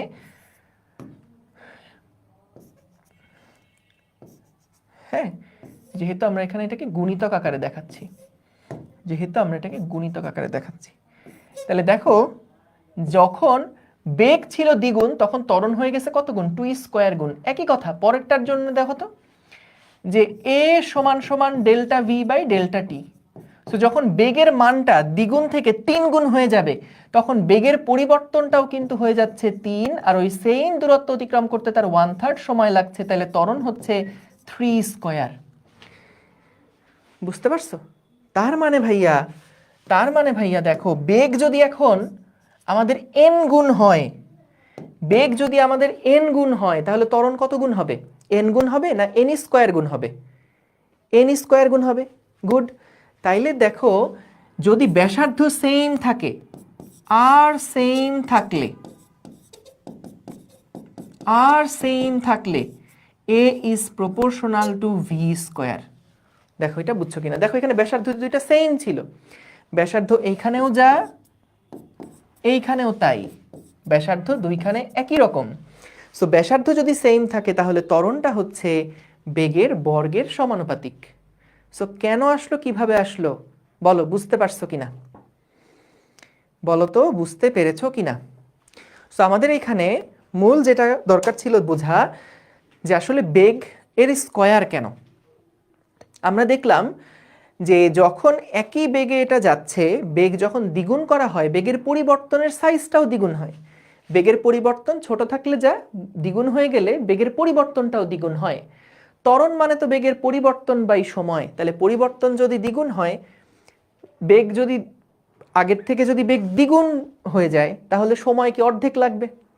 ওইটুকু রাস্তা অতিক্রম করতে কম সময় লাগবে, তাহলে সময় হয়ে যাচ্ছে অর্ধেক, তাহলে 2 স্কয়ার হয়ে গেল। অর্থাৎ এবার এভাবে তুমি যেভাবেই করো না কেন, 3 হলে 3 স্কয়ার, 4 হলে 4 স্কয়ার, তাহলে আর সেম থাকলে a is proportional to V square হচ্ছে। Very good. এখন আরেকটা প্রশ্ন, যে ভাই কেন আর স্কয়ার হচ্ছে? কেন? আর স্কোয়ার হচ্ছে। সো আমরা এখন কি করব, বেগটাকে সেম রেখে আরটাকে চেঞ্জ করব। তো মনে করো এইটা হচ্ছে আমাদের ছোট্ট একটা বৃত্ত, এই বৃত্তটা হচ্ছে ব্যাসার্ধ হলো আর, আর এই বড় বৃত্তের ব্যাসার্ধ হচ্ছে 2r। বড় বৃত্তের ব্যাসার্ধ হচ্ছে 2r। এইটারও বেগের মান যা, এটারও বেগের মান তাই, এখানেও বেগের মান যা, এখানেও বেগের মান তাই।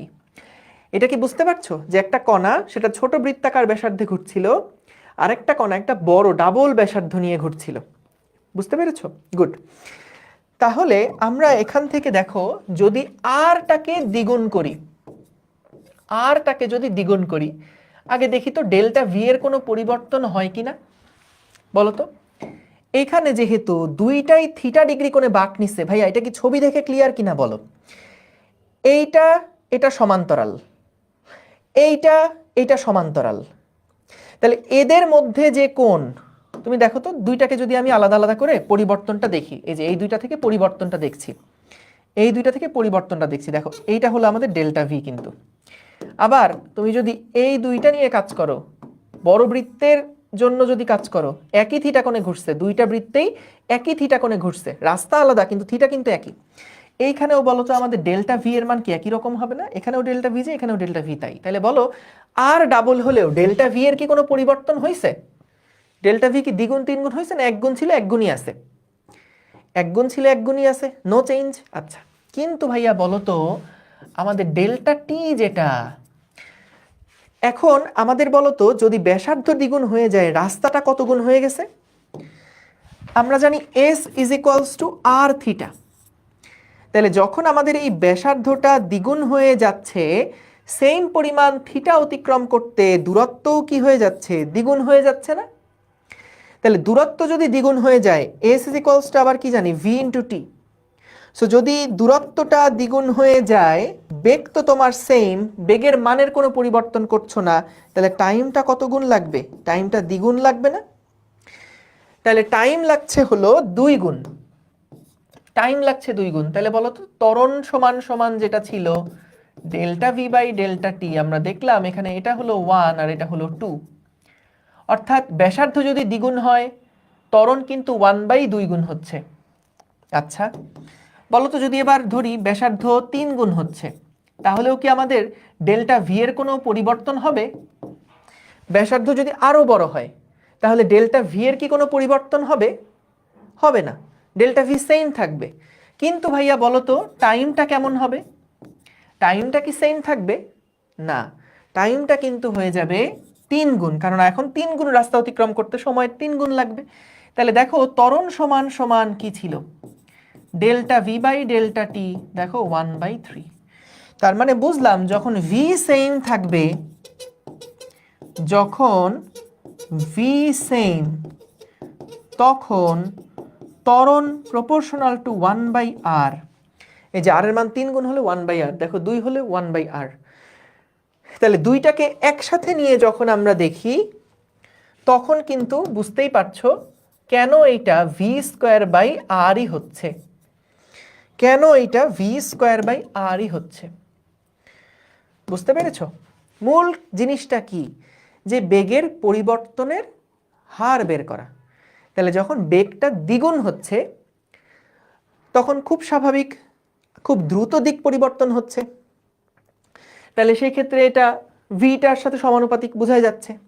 আর যখন আর বেড়ে যায় তখন কিন্তু বেগের এই দিক পরিবর্তনটা স্লো হচ্ছে। তুমি দেখো যখন আর বেড়ে যাচ্ছে, আর ছোট থেকে যখন আরটা বেড়ে গেল তখন কিন্তু দেখো একই পরিমাণ পরিবর্তন, কিন্তু এই পরিবর্তনটা যেটা ছিল সেটা কম সময় হয়েছে, এই পরিবর্তনটা বেশি সময় লাগছে। তাহলে সময় যদি বেশি লাগে তাহলে ত্বরণ কমে যায়। সো এই জন্য আর এর সাথে কিন্তু এটা ব্যস্তানুপাতিক সম্পর্ক। বুঝতে পারছো? যারা বুঝছো মাশাল্লাহ, ভেরি গুড। যারা বুঝো নাই তাদের জন্য শর্টকাট, কেন্দ্রমুখী ত্বরণ এ সমান সমান হচ্ছে ভি স্কোয়ার বাই আর। এইটা মাথায় রাখলেই কিন্তু হবে, এইটা মাথায় রাখলেই কিন্তু হবে। ডান, বুঝছি, যাক ভেরি গুড। না বোঝার কথা, তোমাদের ব্যাচে আমি সাহস করে বুঝাইতে পারি অনেক কিছু। ওকে, তাহলে আমরা এটা বুঝলাম। ঠিক আছে, কেন্দ্রমুখী ত্বরণের রাশিমালা, এমনিতে এই প্রমাণটা আসবে না, জাস্ট এই সূত্রটাই আমাদের লাগবে। আর এখান থেকে আমরা একটু দেখলাম যে কি কারণে এটা v²/r হচ্ছে। এখন আসো কেন্দ্রমুখী বল কি জিনিস। খুব সহজ, যেই বস্তুটার উপরে কেন্দ্রমুখী ত্বরণ কাজ করছে, এই কেন্দ্রমুখী ত্বরণটার সাথে তুমি যদি ভরকে গুণ করো, ভর আর ত্বরণ গুণ করলে কি পাওয়া যায়? একটা বল পাওয়া যায়। তাহলে কেন্দ্রমুখী ত্বরণটা দেওয়ার জন্য যেই বলটা কাজ করে সেই বলটাকে আমরা বলি কেন্দ্রমুখী বল। ঠিক আছে, জাস্ট সিম্পল। আর তখন আমরা ত্বরণ বের করছি, তার সাথে ভর দিয়ে গুণ করলেই ওটা কেন্দ্রমুখী বল হয়ে যাবে। দেখো সংজ্ঞা কি, কোনো বস্তুকে বৃত্তাকার পথে ঘোরানোর জন্য বেগের সাথে লম্বভাবে এবং ওই বৃত্তাকার পথের কেন্দ্র বরাবর যে বল প্রয়োজন হয় তাকে কেন্দ্রমুখী বল বলে। একটা কাজ করি, চলো একটা ছোট্ট সিমুলেশন আছে, এটা একটু দেখে আসি। এইটা না, এইটাও না, এইটা না, এটা কোনটা? হ্যাঁ রাইট, এটা দেখো। এইখানে আমাদের ওকে দেখো, ক্লিয়ার ট্রেস, হ্যাঁ ঠিক আছে। দেখো এখানে কি আছে, এখানে একটা বিন্দু, এই বিন্দুর সাথে একটা একটা পেরেক আছে। ধরো এই পেরেকের সাথে আমরা একটা দড়িকে যুক্ত করছি। এই দড়িকে যুক্ত করে দড়ির শেষ প্রান্তে আমরা একটা ভরকে রেখে দিছি এবং এই ভরের উপরে আমরা একটা বল প্রয়োগ করছি। যে বল প্রয়োগ করার ফলে একটা বেগ সৃষ্টি হয়েছে। এখন এই বেগটা নিয়ে তো সে ছিটকে যেতে পারছে না, কারণ দড়ি তো পেরেকের সাথে বাঁধা। তাহলে এই যে বস্তুটার উপরে আমরা একটা বেগ দিলাম, এই বেগটা নিয়ে সে সোজা যেতে পারবে না। কেন? কারণ এইটার সাথে সে বাঁধা। তাহলে কেমনভাবে সে ঘুরবে? যদি আমরা স্টার্ট দিই, তাহলে দেখো যেহেতু বেগ দিছি, যদি কোনো ঘর্ষণ বলের কারণে তার বেগ কমে টমে না যায়, তাহলে কিন্তু সবসময় এটা এভাবে করে ঘুরতে থাকবে। এবং এখানে তুমি দেখতে পাচ্ছ যে এইখানে কিন্তু আমাদের একটা কেন্দ্রের দিক বরাবর একটা ত্বরণ দেখা যাচ্ছে। এটাই হচ্ছে সেই কেন্দ্রমুখী ত্বরণটা। আর এটা হলো সেই সমবেগে যে ঘুরছে, সেই সমবেগে ঘোরার বিষয়টা। এখন কথা হচ্ছে, যে কোনো মুহূর্তে আমি যদি এই দড়িটাকে কেটে দেই, তাহলে বলো তো দড়িটাকে যদি কেটে দেওয়া হয়, তখন আমাদের বস্তুটা কোন দিক বরাবর চলা শুরু করবে?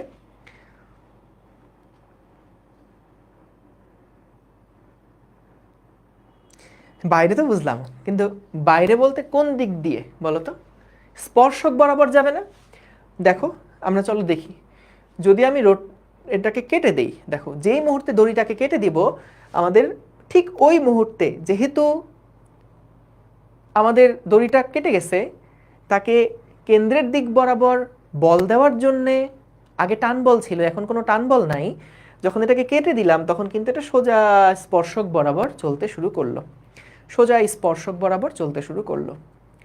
সো দেখো প্রথমে যেটার কথা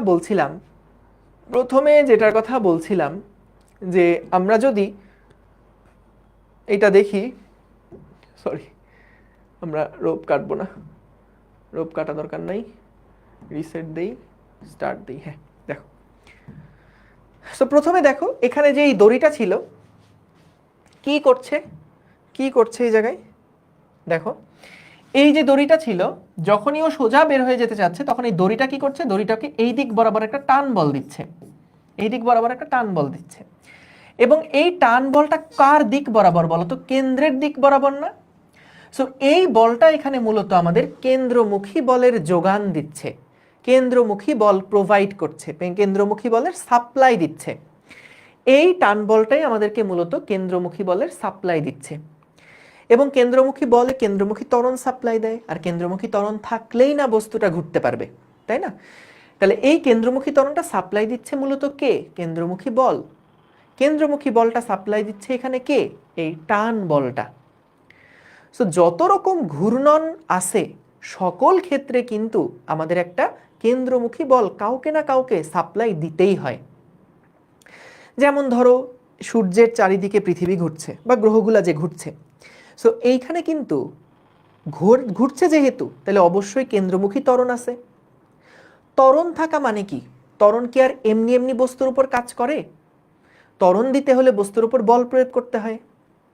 তাহলে যেহেতু বস্তু ঘুরছে, তার মানে তার ত্বরণ আছে, ত্বরণ থাকতে হলে তার উপর বলও আছে। তাহলে কে তাকে ওই কেন্দ্রের দিকে ত্বরণ দিচ্ছে? কেন্দ্রমুখী বল।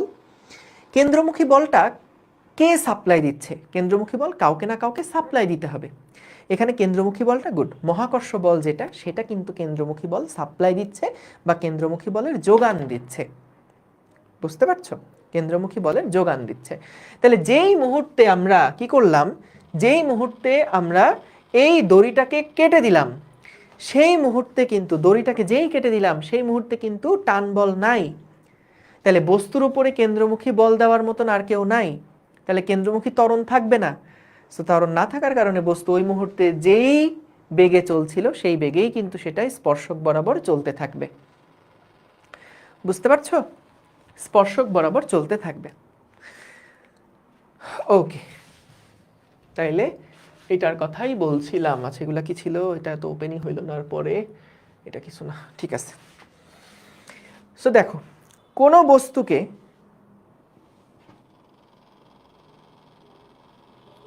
হ্যাঁ হ্যাঁ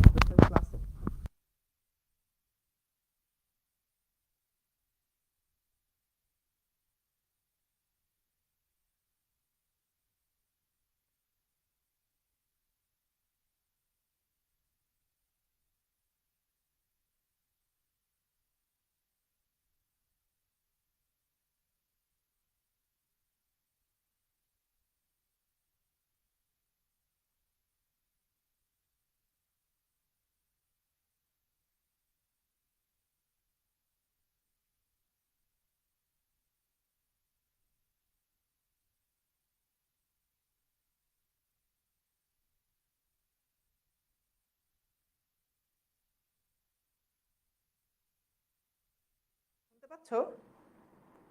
শুনতে পাচ্ছো? হ্যাঁ, তোমাদের অপূর্ব ভাইয়া ফোন দিছিল। ওকে, ভাইয়ার নাকি নেট খারাপ, এফআরবির ক্লাস নিতে পারছে না, তাই জানালো। দোষ হয়েছে আমার, আমার এলাকায় নাকি নেট থাকে না।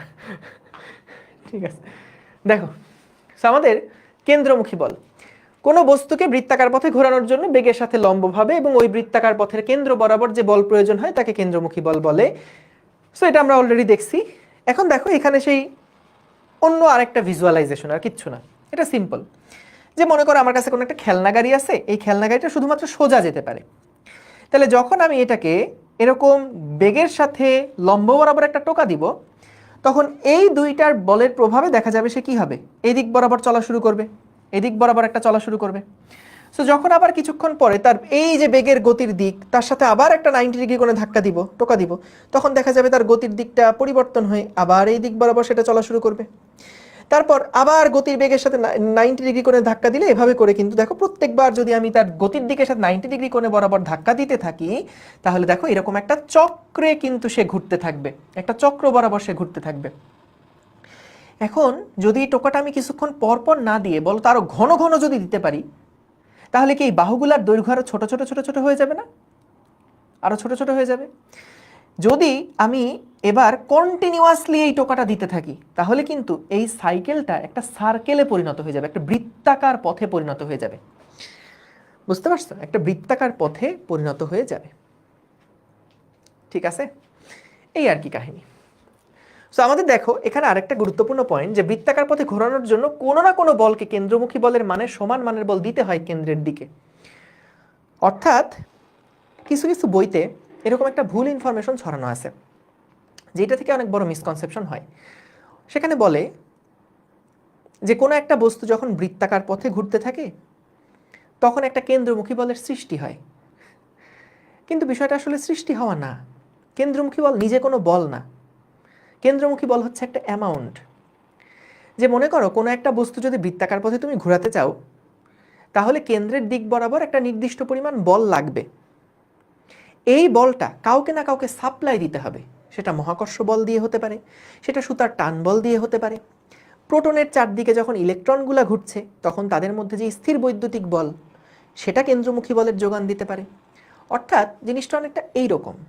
ধরো তুমি দোকানে গেছো, তুমি হচ্ছে একটা ক্যালকুলেটর কিনবা, ক্যালকুলেটরের তো একটা নির্দিষ্ট পরিমাণ দাম আছে।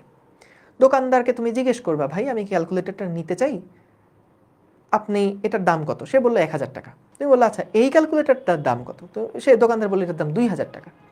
সো তুমি যদি প্রথম ক্যালকুলেটরটা নিতে চাও তাহলে তোমাকে 1000 টাকার মূল্য দিতে হবে, 1000 টাকা যোগান দিতে হবে। তুমি যদি 2 নাম্বার ক্যালকুলেটর নিতে চাও তাহলে তোমাকে 2000 টাকার যোগান দিতে হবে। সো এখানেও বিষয়টা ওই রকম যে কেন্দ্রমুখী বল, কোনো একটা বস্তু একটা নির্দিষ্ট বৃত্তাকার পথে একটা নির্দিষ্ট বেগে তুমি যদি ঘোরাতে চাও তাহলে একটা নির্দিষ্ট কেন্দ্রমুখী বল দরকার। এটা কাউকে না কাউকে সাপ্লাই দিতে হবে। যেমন ক্যালকুলেটর কেনার সময় আমি টাকা সাপ্লাই দিছি, ঠিক তেমনি ওই কেন্দ্রমুখী বল একটা অ্যামাউন্ট যেটা কাউকে না কাউকে সাপ্লাই দিতে হবে। বুঝতে পারছো? সো এইখানে দেখো যেটা বলছিলাম যে আমাদের যখন কোনো বস্তু এরকম বৃত্তাকার পথে ঘুরছে, যখন কোনো বস্তু এরকম বৃত্তাকার পথে ঘুরছে তখন কিন্তু আমাদের কি লাগবে? আচ্ছা পেজটা কই গেল? আচ্ছা দাঁড়াও এখানে লিখে ফেলি। বৃত্তাকার পথে ঘুরছে তখন কিন্তু একটা কেন্দ্রমুখী বলের প্রয়োজন। সো তাইলে দেখো পুরাটা একটা সামারি করে ফেলি যা যা পড়লাম। সো আমাদের মনে করো এখানে কোনো একটা বস্তু আছে, এই বস্তুটা এরকম বৃত্তাকার পথে ঘুরছে আর ব্যাসার্ধ নিয়ে এবং তার রৈখিক বেগ হচ্ছে গিয়ে ভি, তার রৈখিক বেগ হচ্ছে গিয়ে ভি। তাহলে যে ত্বরণটা আমরা পেলাম, ত্বরণ হচ্ছে ভি স্কোয়ার ডিভাইডেড বাই আর, এটা আমরা প্রমাণ করছি। এবং এই বস্তুর ভর যদি হয় এম, তাহলে দেখো এর সাথে যদি আমি এই এম দিয়ে গুণ করি তাহলে কত আসে? M V square divided by R. কেন্দ্রমুখী ত্বরণ সাপ্লাই দেওয়ার জন্য যে বলের প্রয়োজন সেইটাকে আমরা বলছি কেন্দ্রমুখী বল, এটাকে আমরা সি দিয়ে প্রকাশ করছি, এফসি। সি দিয়ে বোঝাচ্ছে সেন্ট্রিপেটাল ফোর্স।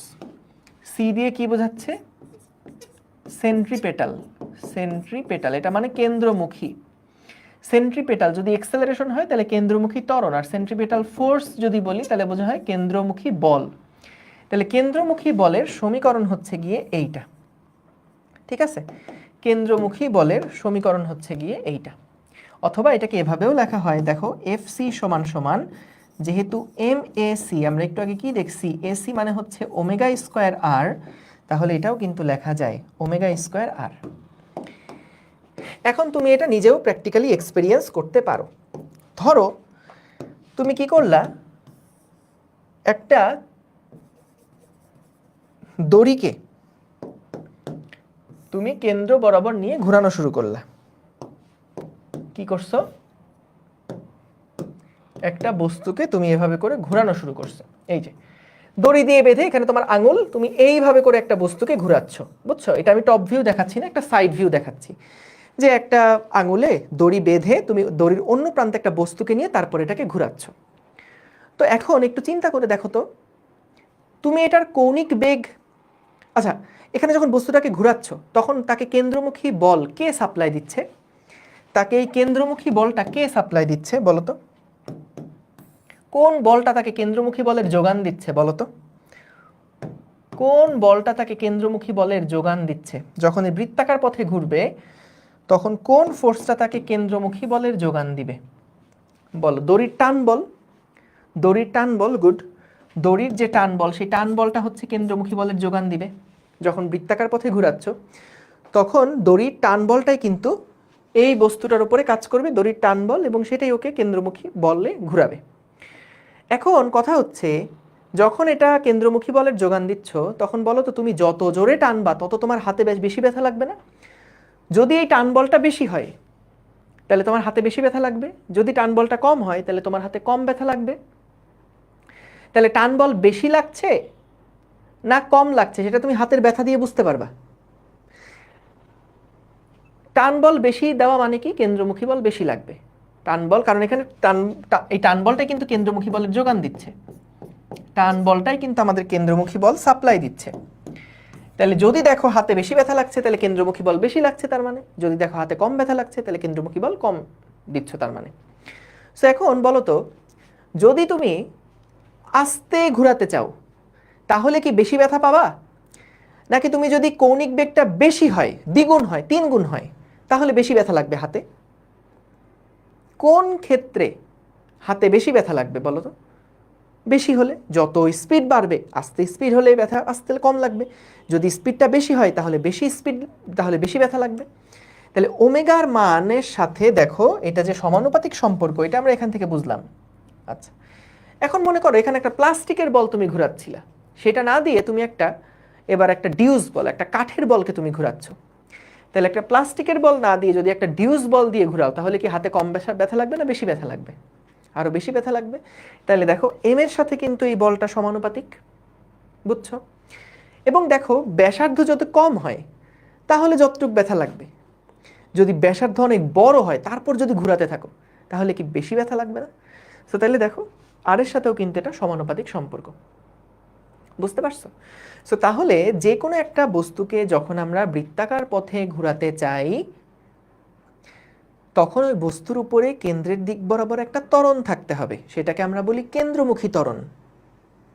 কেন্দ্রমুখী ত্বরণ সাপ্লাই, কেন্দ্রমুখী ত্বরণ কার জন্য সৃষ্টি হবে? কেন্দ্রমুখী বলের জন্য সৃষ্টি হবে। এই কেন্দ্রমুখী বলটা কাউকে না কাউকে সাপ্লাই দিতে হবে, ঠিক আছে? তাহলে এই হচ্ছে আমাদের মূল কাহিনী, যে কেন্দ্রমুখী বলের মূল কাহিনী কি। আশা করি বুঝতে পারছো। সো এইবার দেখো আমরা কয়েকটা ম্যাথ করে ফেলি। দেখো একটা অনুভূমিক তল বরাবর সুতায় বাঁধা একটা ঢিলকে সমদ্রুতিতে বৃত্তাকার পথে ঘোরানো হচ্ছে। সো আমরা কি করছি? সমদ্রুতিতে বৃত্তাকার পথে ঘোরাচ্ছি। হ্যাঁ, ঢিলটার ভর হচ্ছে 5 কেজি। একটা ঢিলকে ঘোরাচ্ছিলাম দড়ি দিয়ে বেঁধে, তার ভর হচ্ছে 5 কেজি, তার বেগ হচ্ছে 3 মিটার পার সেকেন্ড এবং বৃত্তের ব্যাসার্ধ 1.2 মিটার হলে কেন্দ্রমুখী বল কত নির্ণয় করো। সো আশা করি ম্যাথটা ডেটাগুলা কি কি পাইছো। কি কি দেওয়া আছে দেখো, ঢিলের ভর দেওয়া আছে m সমান সমান দেওয়া আছে 5 কেজি, বেগ সমান সমান দেওয়া আছে 3 মিটার পার সেকেন্ড, বৃত্তের ব্যাসার্ধ r সমান সমান দেওয়া আছে 1.2 মিটার। তাহলে যখন আমরা একটা বস্তুকে এইভাবে করে ঘোরাচ্ছি, এখান থেকে যখন ঘোরাচ্ছি তার বেগ বলে দিছে হচ্ছে 3 মিটার পার সেকেন্ড, তার ভর হচ্ছে 5 কেজি এবং তার যে ব্যাসার্ধ সেটা হচ্ছে 1.2 মিটার। তাহলে আমরা যখন এখান থেকে কেন্দ্রমুখী বল কত লাগবে সেটা বের করতে চাইবো, সেটা কি হবে? mv square divided by r, simple. তাহলে m হচ্ছে 5, v হচ্ছে 3 আর r হচ্ছে 1.2। তাহলে এখান থেকে আমরা f এর মান কত পেয়ে যাব। ভেরি গুড, সহজ, গুড। তারপরেরটা দেখো, 50 গ্রাম ভরের একটা বস্তুকে 30 সেন্টিমিটার দীর্ঘ একটা সুতার এক প্রান্তে বেঁধে বৃত্তপথে প্রতি সেকেন্ডে 3 বার ঘোরানো হচ্ছে, কেন্দ্রমুখী বল নির্ণয় করো। প্রতি সেকেন্ডে 3 বার নাকি ঘোরানো হচ্ছে, খেয়াল করো। সো এখানেও একই জিনিস, আমাদের 50 গ্রাম দেওয়া আছে, এটা কি তাহলে? m দেওয়া আছে 50 গ্রাম, এটাকে আমরা কেজিতে কনভার্ট করে নিব। 30 সেন্টিমিটার দৈর্ঘ্য অর্থাৎ 0.3 মিটার হচ্ছে এটার দৈর্ঘ্য, প্রতি সেকেন্ডে 3 বার ঘোরানো হচ্ছে। তাহলে বলো তো ওমেগা দেওয়া আছে না, বা এন দেওয়া আছে আসলে। তাহলে 3 বার যেহেতু ঘোরানো হচ্ছে, তার মানে একবার ঘোরানো মানে 2 পাই, 3 বার ঘোরানো মানে 2 পাই ইন্টু এন, বা 2 pi into N per second, অর্থাৎ এত রেডিয়ান পার সেকেন্ড, 6 পাই রেডিয়ান পার সেকেন্ড, 6 পাই রেডিয়ান পার সেকেন্ড। তাহলে কেন্দ্রমুখী বল কত বের করতে বলছে। তাহলে কেন্দ্রমুখী বল F সমান সমান হচ্ছে m ওমেগা স্কয়ার r। এখানে আবার m omega square by r লিখে দিও না কিন্তু। m হচ্ছে 0.05, ওমেগা হচ্ছে 6 পাই এর উপরে স্কয়ার, r হচ্ছে 0.3। তাহলে এইটা হলো আমাদের কেন্দ্রমুখী বলের মান, কতটুকু কেন্দ্রমুখী বল লাগবে সেইটা। বুঝতে পেরেছো? সহজ, ভেরি ইজি। আচ্ছা, এখন আমরা একটা কাজ করব, সেইটা হচ্ছে কয়েকটা টাইপের ম্যাথ প্রবলেম দেখব এবং সেটা দেখার জন্য আমাদের দেখো, যখন একটা বস্তু বৃত্তাকার পথে ঘোরে তখন আমরা বলো তো এতক্ষণ কি সমদ্রুতিতে চলার কথা বলছি না? সব সময় সমদ্রুতিতে চলবে সব সময় বলছিলাম, বেগ সব সময় একই রকম থাকবে। এখন যদি বেগ একই রকম না থাকে তখনকার কেসগুলো আসলে কি হবে সেটা আমরা একটু দেখতে চাই। প্রথমে আসো সমদ্রুতিটার কথা আগে আলোচনা করি। সমদ্রুতি, দেখো যখন কোনো বস্তু সমদ্রুতিতে চলছে তখন আমরা দেখলাম এর উপর যে একমাত্র ত্বরণ, সেই ত্বরণটা কাজ করছে হলো কেন্দ্রের দিক বরাবর, একটা মাত্র ত্বরণই সেখানে কাজ করছে, ঠিক আছে? এখন ভাইয়া এই ত্বরণটা কি এটা লিখতে পারবো? এসি সমান সমান ওই যে আমরা শিখছিলাম আলফা ইন্টু আর, এই ত্বরণ সমান সমানকে এটা আমরা লিখতে পারবো বলো তো? যে ভি সমান সমান ওই যে মনে আছে ওমেগা আর লিখছিলাম, এটাকে ডিফারেন্সিয়েট করে তারপরে এ সমান সমান আলফা ইন্টু আর লিখছিলাম। এই এ আর এই এ দুইটা কি ভাইয়া একই রকম না? Very good. সো এই দুইটা এ কিন্তু এখানে আলাদা। সো তার মানে আমরা অলরেডি দুইটা ত্বরণ কিন্তু দেখলাম, দুইটা টাইপের রৈখিক ত্বরণ আমরা দেখলাম, দুইটা টাইপের রৈখিক ত্বরণ আমরা দেখলাম। সো কি কি টাইপের রৈখিক ত্বরণ দেখলাম? একটা হচ্ছে আমাদের কেন্দ্রমুখী ত্বরণ, একটা হচ্ছে আমাদের কেন্দ্রমুখী ত্বরণ যেটা কেন্দ্রের দিক বরাবর সবসময় কাজ করছে, এবং আরেকটা হলো স্পর্শকীয় ত্বরণ যেটাকে আমরা বলছি ট্যানজেনশিয়াল এক্সেলারেশন। এই স্পর্শকীয় ত্বরণটা মূলত কি করে? এটা হচ্ছে রৈখিক বেগের মান পরিবর্তন করে, ভি এর মান পরিবর্তন করে, রৈখিক বেগের মান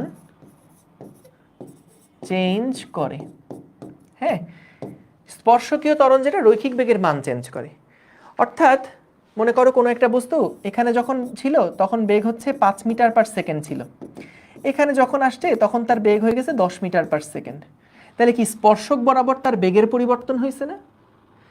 এই স্পর্শক বরাবর বেগের পরিবর্তনটা যেই ত্বরণের জন্য হয়েছে সেটাই হলো স্পর্শকীয় ত্বরণ। এই স্পর্শক বরাবর কোনো একটা বল কাজ করছে, সেটাই স্পর্শকীয় একটা ত্বরণ তাকে দিছে। ঠিক আছে, বুঝলাম। এটা গেল স্পর্শকীয় ত্বরণ। এখন ভাইয়া এই দুইটা ত্বরণের যে লব্ধি আছে না, এই দুইটা ত্বরণের যে লব্ধি, এই দুইটা ত্বরণের যে লব্ধি সেইটাকে আমরা বলি নেট ত্বরণ বা এ নেট, এ নেট। ঠিক আছে, সেটাকে আমরা বলি এ নেট। অর্থাৎ দেখো এখানে যদি এমন হয় যে কোনো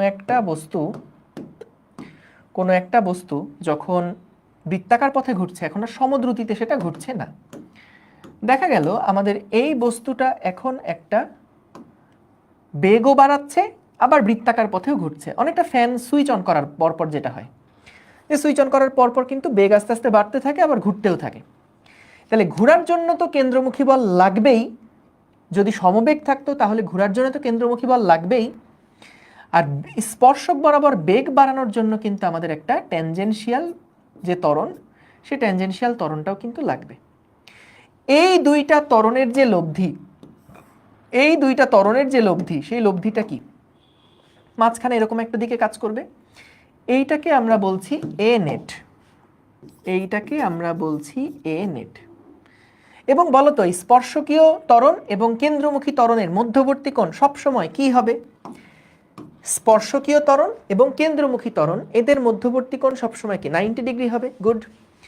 তাহলে আমরা এখানে বলতে পারি যে এ নেট এইটা সমান সমান হচ্ছে আসলে square root of AC square plus এটি স্কোয়ার। বুঝতে পারছো? সব সময় এখানে কিন্তু সব সময় 90 ডিগ্রি হবে, কারণ এটা হলো স্পর্শক বরাবর আর এটা হচ্ছে বৃত্তের ব্যাসার্ধ বরাবর বা কেন্দ্রের দিক বরাবর। তাহলে এদের মধ্যে কোণ তো সবসময় 90 ডিগ্রি, তাহলে লব্ধিটা সবসময় কিন্তু এরকমই হবে। আচ্ছা, যদি এই লব্ধির কোণ বের করতে বলে, এই থিটা বের করতে বলে, তাহলে এই থিটা কি হবে বলো তো? ট্যান থিটা কত হবে? স্পর্শকের সাথেও করতে বলতে পারে, ব্যাসার্ধের সাথেও করতে বলতে পারে। যে কোনো মুহূর্তেই ট্যান থিটা সমান সমান কত হবে? এসি ডিভাইডেড বাই এটি। দেখো থিটা এটা ধরছি বলে এসি বাই এটি হলো, কারণ এসিটাকে এখানে নিয়ে আসো, একটা সমকোণী ত্রিভুজ হবে, লম্ব বাই ভূমি হয়ে যাবে। যদি থিটা এটা ধরতা তাহলে কিন্তু এটি বাই এসি হতো। ঠিক আছে, তাহলে থিটার মান কত এটাও বের করতে পারবো, এবং আমাদের এ নেট যেটা সেটাও কিন্তু বের হয়ে যাবে। তাহলে দেখো তিনটা টাইপের ত্বরণ আমরা দেখলাম, কেন্দ্রমুখী ত্বরণ, স্পর্শকীয় ত্বরণ এবং এ নেট। এখন বলো তো, যদি আমাদের ট্যানজেনশিয়াল ত্বরণ থাকে তাইলে কি একটা কৌণিক ত্বরণও সেখানে থাকে না? একটা কৌণিক ত্বরণও সেখানে থাকে না? কৌণিক ত্বরণ এই যে এটি, এটা সমান সমান কিন্তু আলফা ইন্টু আর, এই এটি সমান সমান কিন্তু আলফা ইন্টু আর। ঠিক আছে, এই আলফাটা হচ্ছে কিন্তু আমাদের এখানকার কৌণিক ত্বরণ। তো এই কৌণিক ত্বরণ থেকে কিভাবে করে কৌণিক বেগ বের করতে হয়, কৌণিক ত্বরণ দেওয়া থাকলে কিভাবে কৌণিক সরণ বের করতে হয়, এই জিনিসগুলো তো আমরা আগেই দেখছি। সো আমাদের এটা হচ্ছে একটা সামারি যতগুলো ত্বরণ ছিল, যে এটা হলো কেন্দ্রমুখী ত্বরণ, একটা হলো স্পর্শকীয় ত্বরণ, আর একটা হলো লব্ধি ত্বরণ। খেয়াল করো কৌণিক ত্বরণের সাথে কিন্তু কোনো লব্ধি করা যাবে না। কৌণিক ত্বরণটা কিন্তু সম্পূর্ণ ডিফারেন্ট একটা ভেক্টর। আমরা কিন্তু এটা দেখছিলাম দুইটা টাইপের ভেক্টর, একটা পোলার ভেক্টর, একটা অক্ষীয় ভেক্টর। সো এগুলো কিন্তু অক্ষীয় ভেক্টর, ওইটার সাথে পোলার ভেক্টরে কখনো লব্ধি করতে হবে না। ভাইয়া যদি সার্কুলার পাথে বস্তুটা অসম দ্রুতিতে চলে তখন কোন কেস হবে? এই যে যখন সমবেগে চলতেছে তখন তো এইটা, কিন্তু যদি অসম দ্রুতিতে চলে তখনই তো এই কেসটা ভাইয়া। যখন অসম দ্রুতিতে চলছে, যে আমাদের একটা ত্বরণ আছে স্পর্শক বরাবর, তাহলে স্পর্শক বরাবর ত্বরণ থাকলে স্পর্শক বরাবর বেগ সবসময় বৃদ্ধি পাচ্ছে, বেগ আস্তে আস্তে বাড়ছে বাড়ছে বাড়ছে, তাহলে আমার ত্বরণও আছে কেন্দ্রের বরাবর, আবার বেগটাও বৃদ্ধি করতেছে, তাহলে দুইটা ত্বরণ কিন্তু সেখানে কাজ করবে, সেই দুইটা লব্ধি ত্বরণ একটা দিকে থাকবে। ঠিক আছে, বা এভাবে চিন্তা করতে পারো, লব্ধি ত্বরণের একটা অংশ বেগ বাড়াচ্ছে, আর একটা অংশ তাকে কেন্দ্রমুখী বলে ঘোরাচ্ছে। বুঝতে পারছো?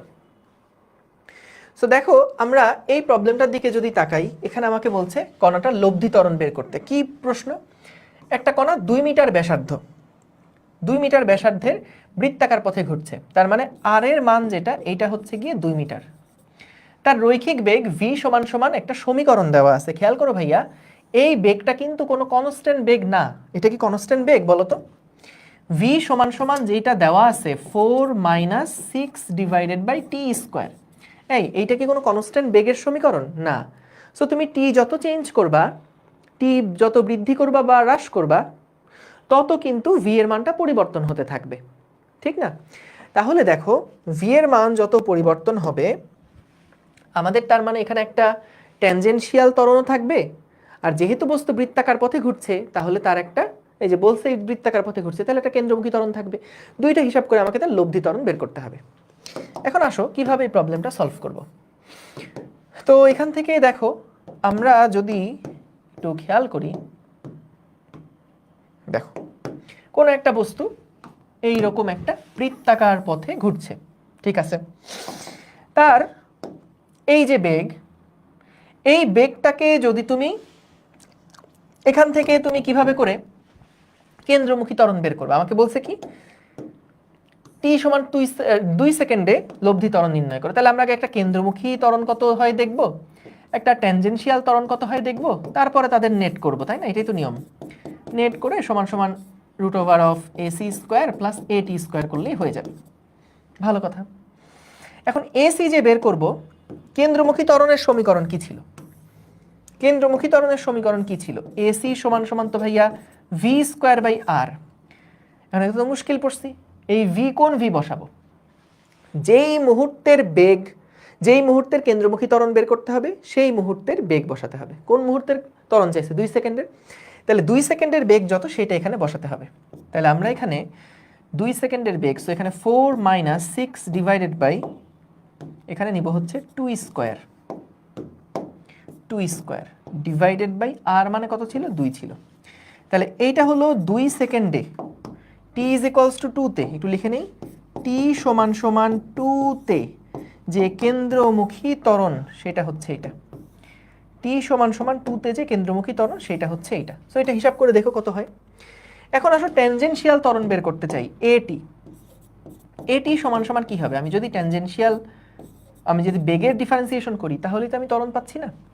তাহলে এখান থেকে আমরা কিন্তু দেখো যদি এটাকে ডিফারেন্সিয়েট করি, 4কে ডিফারেন্সিয়েট করলে টাইমের সাথে যাবে না, তাহলে এখানে কি আছে মূলত দেখো minus dd of t 6t to the power -2। এটা কিন্তু আমাদের এই যে 6t টু দি পাওয়ার -2, এটাকে ডিফারেন্সিয়েট করো, এখন -6 সামনে আসলো, t টু দি পাওয়ার -2, তাহলে এখানে হচ্ছে আবার -2 সামনে এসে t টু দি পাওয়ার -3 আসবে, ঠিক আছে? ওই যে x two the power n করলে n into x two the power n - 1, so -2 সামনে আসলো, আর এখানে -2 -1 -3 হয়ে গেল। তাহলে কত আসে? 6 দুগুণে 12, 12 ডিভাইডেড বাই টি কিউব। এইটা হচ্ছে আমাদের যে কোনো মুহূর্তে টাইম একটা বসাবো, ওই টাইমে আমাদের ট্যানজেনশিয়াল ত্বরণ কত সেই ত্বরণটা এখানে বের হয়ে যাবে, সেই ত্বরণটা এখান থেকে বের হয়ে যাবে। তাহলে দেখো যে 2 সেকেন্ডে এই ট্যানজেনশিয়াল ত্বরণটা কত, এই ট্যানজেনশিয়াল ত্বরণ 2 সেকেন্ডে কত, t সমান সমান 2 সেকেন্ডে, t সমান সমান 2 সেকেন্ড এ t সমান সমান হচ্ছে 12 ডিভাইডেড বাই 2 কিউব। তাহলে এখান থেকে আমরা একটা পেলাম 12 ডিভাইডেড বাই 2 কিউব, 2 কিউব মানে 8, 12 বাই 8 কত হয় 12 ডিভাইডেড বাই 8। তাহলে আমি এটিও পেয়ে গেছি, এসিও কিন্তু পেয়ে গেছি। এটি সমান সমান হচ্ছে 12 ডিভাইডেড বাই 8। সুতরাং এসি এখন কত হয় বের করে ফেলতে পারবা না? এবং তুমি দেখো এখানে যেহেতু লব্ধি ত্বরণ নির্ণয় করতে বলছে, তাহলে অবশ্যই মান দিক দুইটাই বলে দেওয়া উচিত, দুইটাই বলে দেওয়া উচিত। তো সেই ক্ষেত্রে আমরা যে কোনো একটা অ্যাঙ্গেল ধরতে পারি যে স্পর্শকের সাথে কত কোণ আছে, স্পর্শকীয় ত্বরণের সাথে কত কোণ অথবা কেন্দ্রমুখী ত্বরণের সাথে কত কোণ, যে কোনো একটা হিসাব করতে পারি। সো এখান থেকে আমরা এ নেট যেটা সেটা তো বের করবই, এ নেট সমান সমান স্কোয়ার রুট অফ এই এসি স্কোয়ার প্লাস এটি স্কোয়ার, এবং ট্যান থিটা যেটা এটা সমান সমান কত হবে এসি ডিভাইডেড বাই এটি। সো আমরা যে কোনো ক্ষেত্রেই কিন্তু এটা বের করে ফেলতে পারবো। 10/8 হবে কোনটা, 10/8 টোটাল হিসাব করে বলছো 10/8, ঠিক আছে যেটা বলো সেটা। তাহলে ভাইয়া বলো এইটা বুঝেছো কিনা? আচ্ছা বলো তো যদি টি সমান সমান 2 সেকেন্ডে কৌণিক ত্বরণ বের করতে বলতো তাহলে পারতাম না?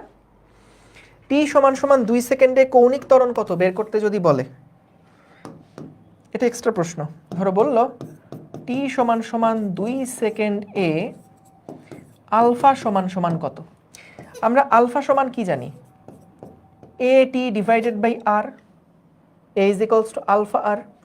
তাহলে এ টি এর মান কত পাইছিলাম 12/8, 12/8 ডিভাইডেড বাই 2, তাহলে 12/16 এত রেডিয়ান পার সেকেন্ড স্কোয়ার। এটাই হচ্ছে আলফার মানটা।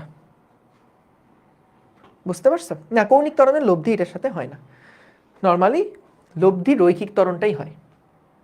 কারণ তুমি দেখো যে এখানে দুইটা ক্ষেত্রে যে রৈখিক ত্বরণ বলো তো, দুইটা রৈখিক ত্বরণই মূলত কার উপরে কাজ করতেছে? দুইটা রৈখিক ত্বরণে কিন্তু বস্তুর উপর কাজ করছে। কিন্তু বলো তো কৌণিক ত্বরণের যে ডিরেকশন, সেই ডিরেকশন কি বস্তু থেকে বাইরের দিকে হয় নাকি অক্ষ বরাবর বাইরের দিকে হয়? কৌণিক ত্বরণের ডিরেকশন এটা কি সরাসরি বস্তুর উপর কাজ করতেছে? না। সেই কারণে কিন্তু ওইটা একসাথে লব্ধি করা যায় না। সবসময় লব্ধি রৈখিক ত্বরণটাই কিন্তু হয়। বুঝছো? কৌণিক ত্বরণ আর কেন্দ্রমুখী ত্বরণ এটাই বললাম। এই দেখো কৌণিক ত্বরণ কোনটা, এই আলফাটা হচ্ছে কৌণিক ত্বরণ। যে যখন ফ্যানের পাখাটা ঘুরছে তখন ফ্যানের যে স্পিডটা বাড়াচ্ছে যে সেইটা হলো কৌণিক ত্বরণের জন্য।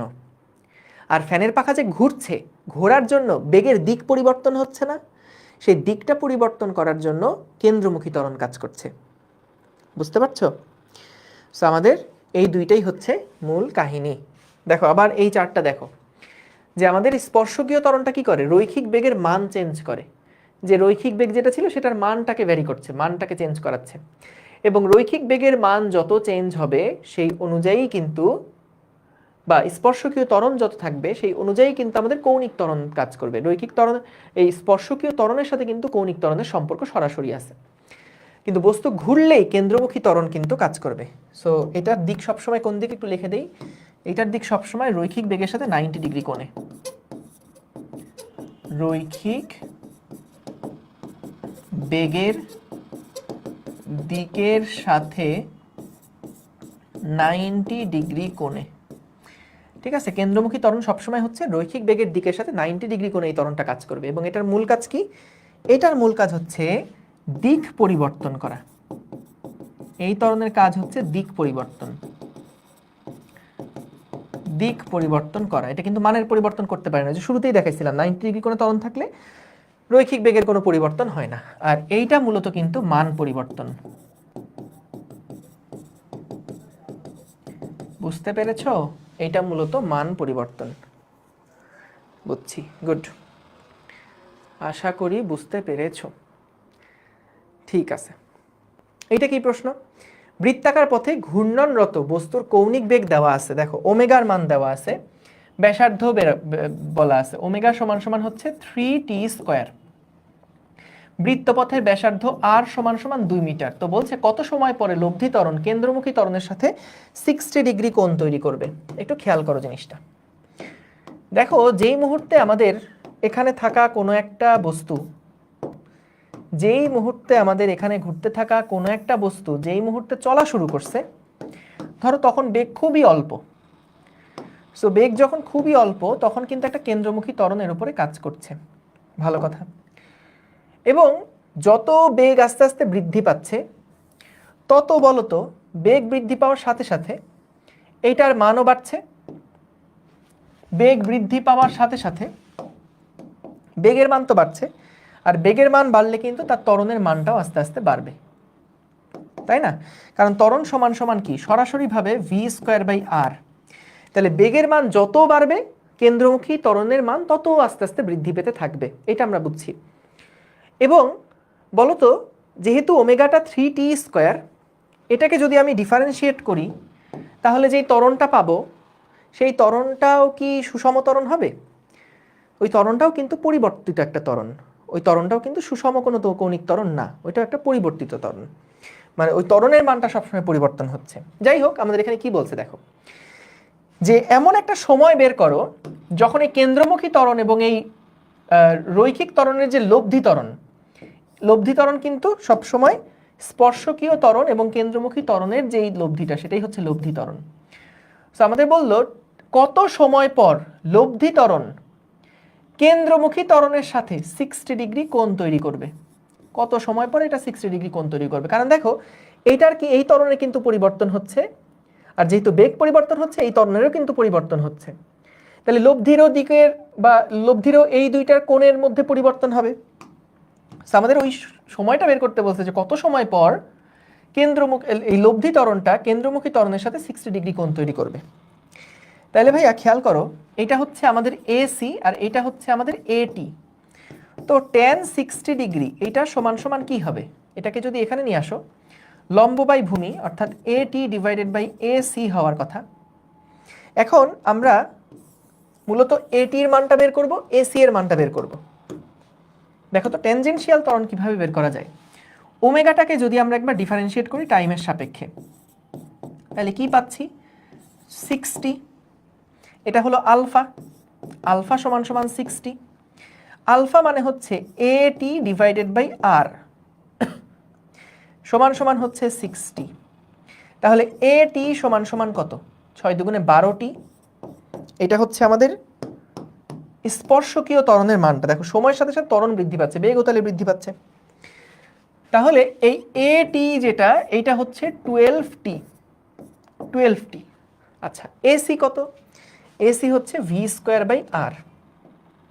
এখন দেখো ওমেগা সমান সমান ছিল 3t², ওমেগা সমান সমান ছিল 3t²।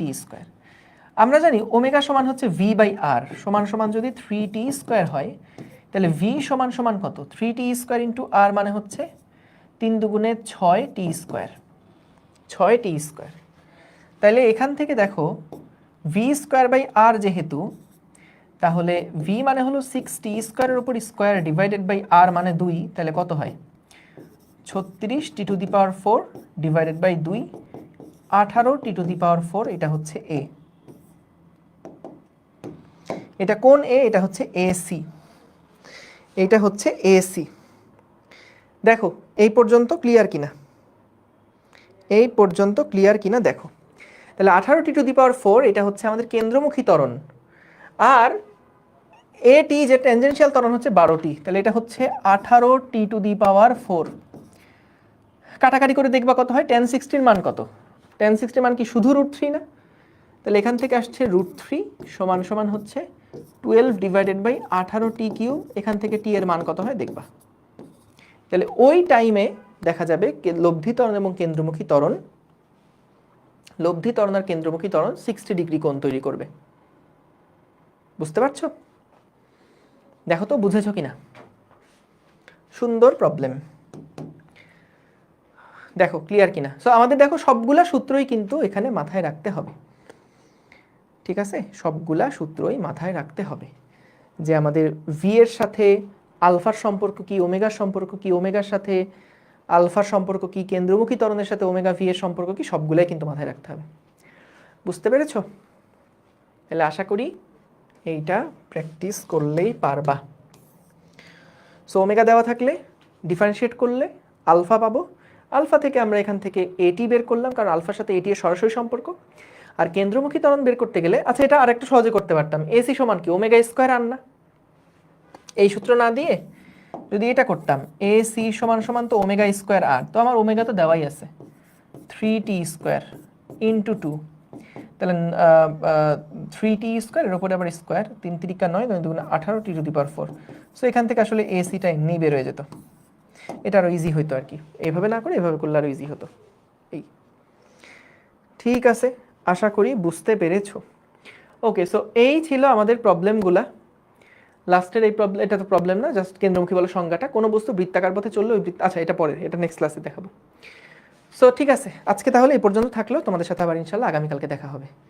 আসসালামু আলাইকুম, আল্লাহ হাফেজ।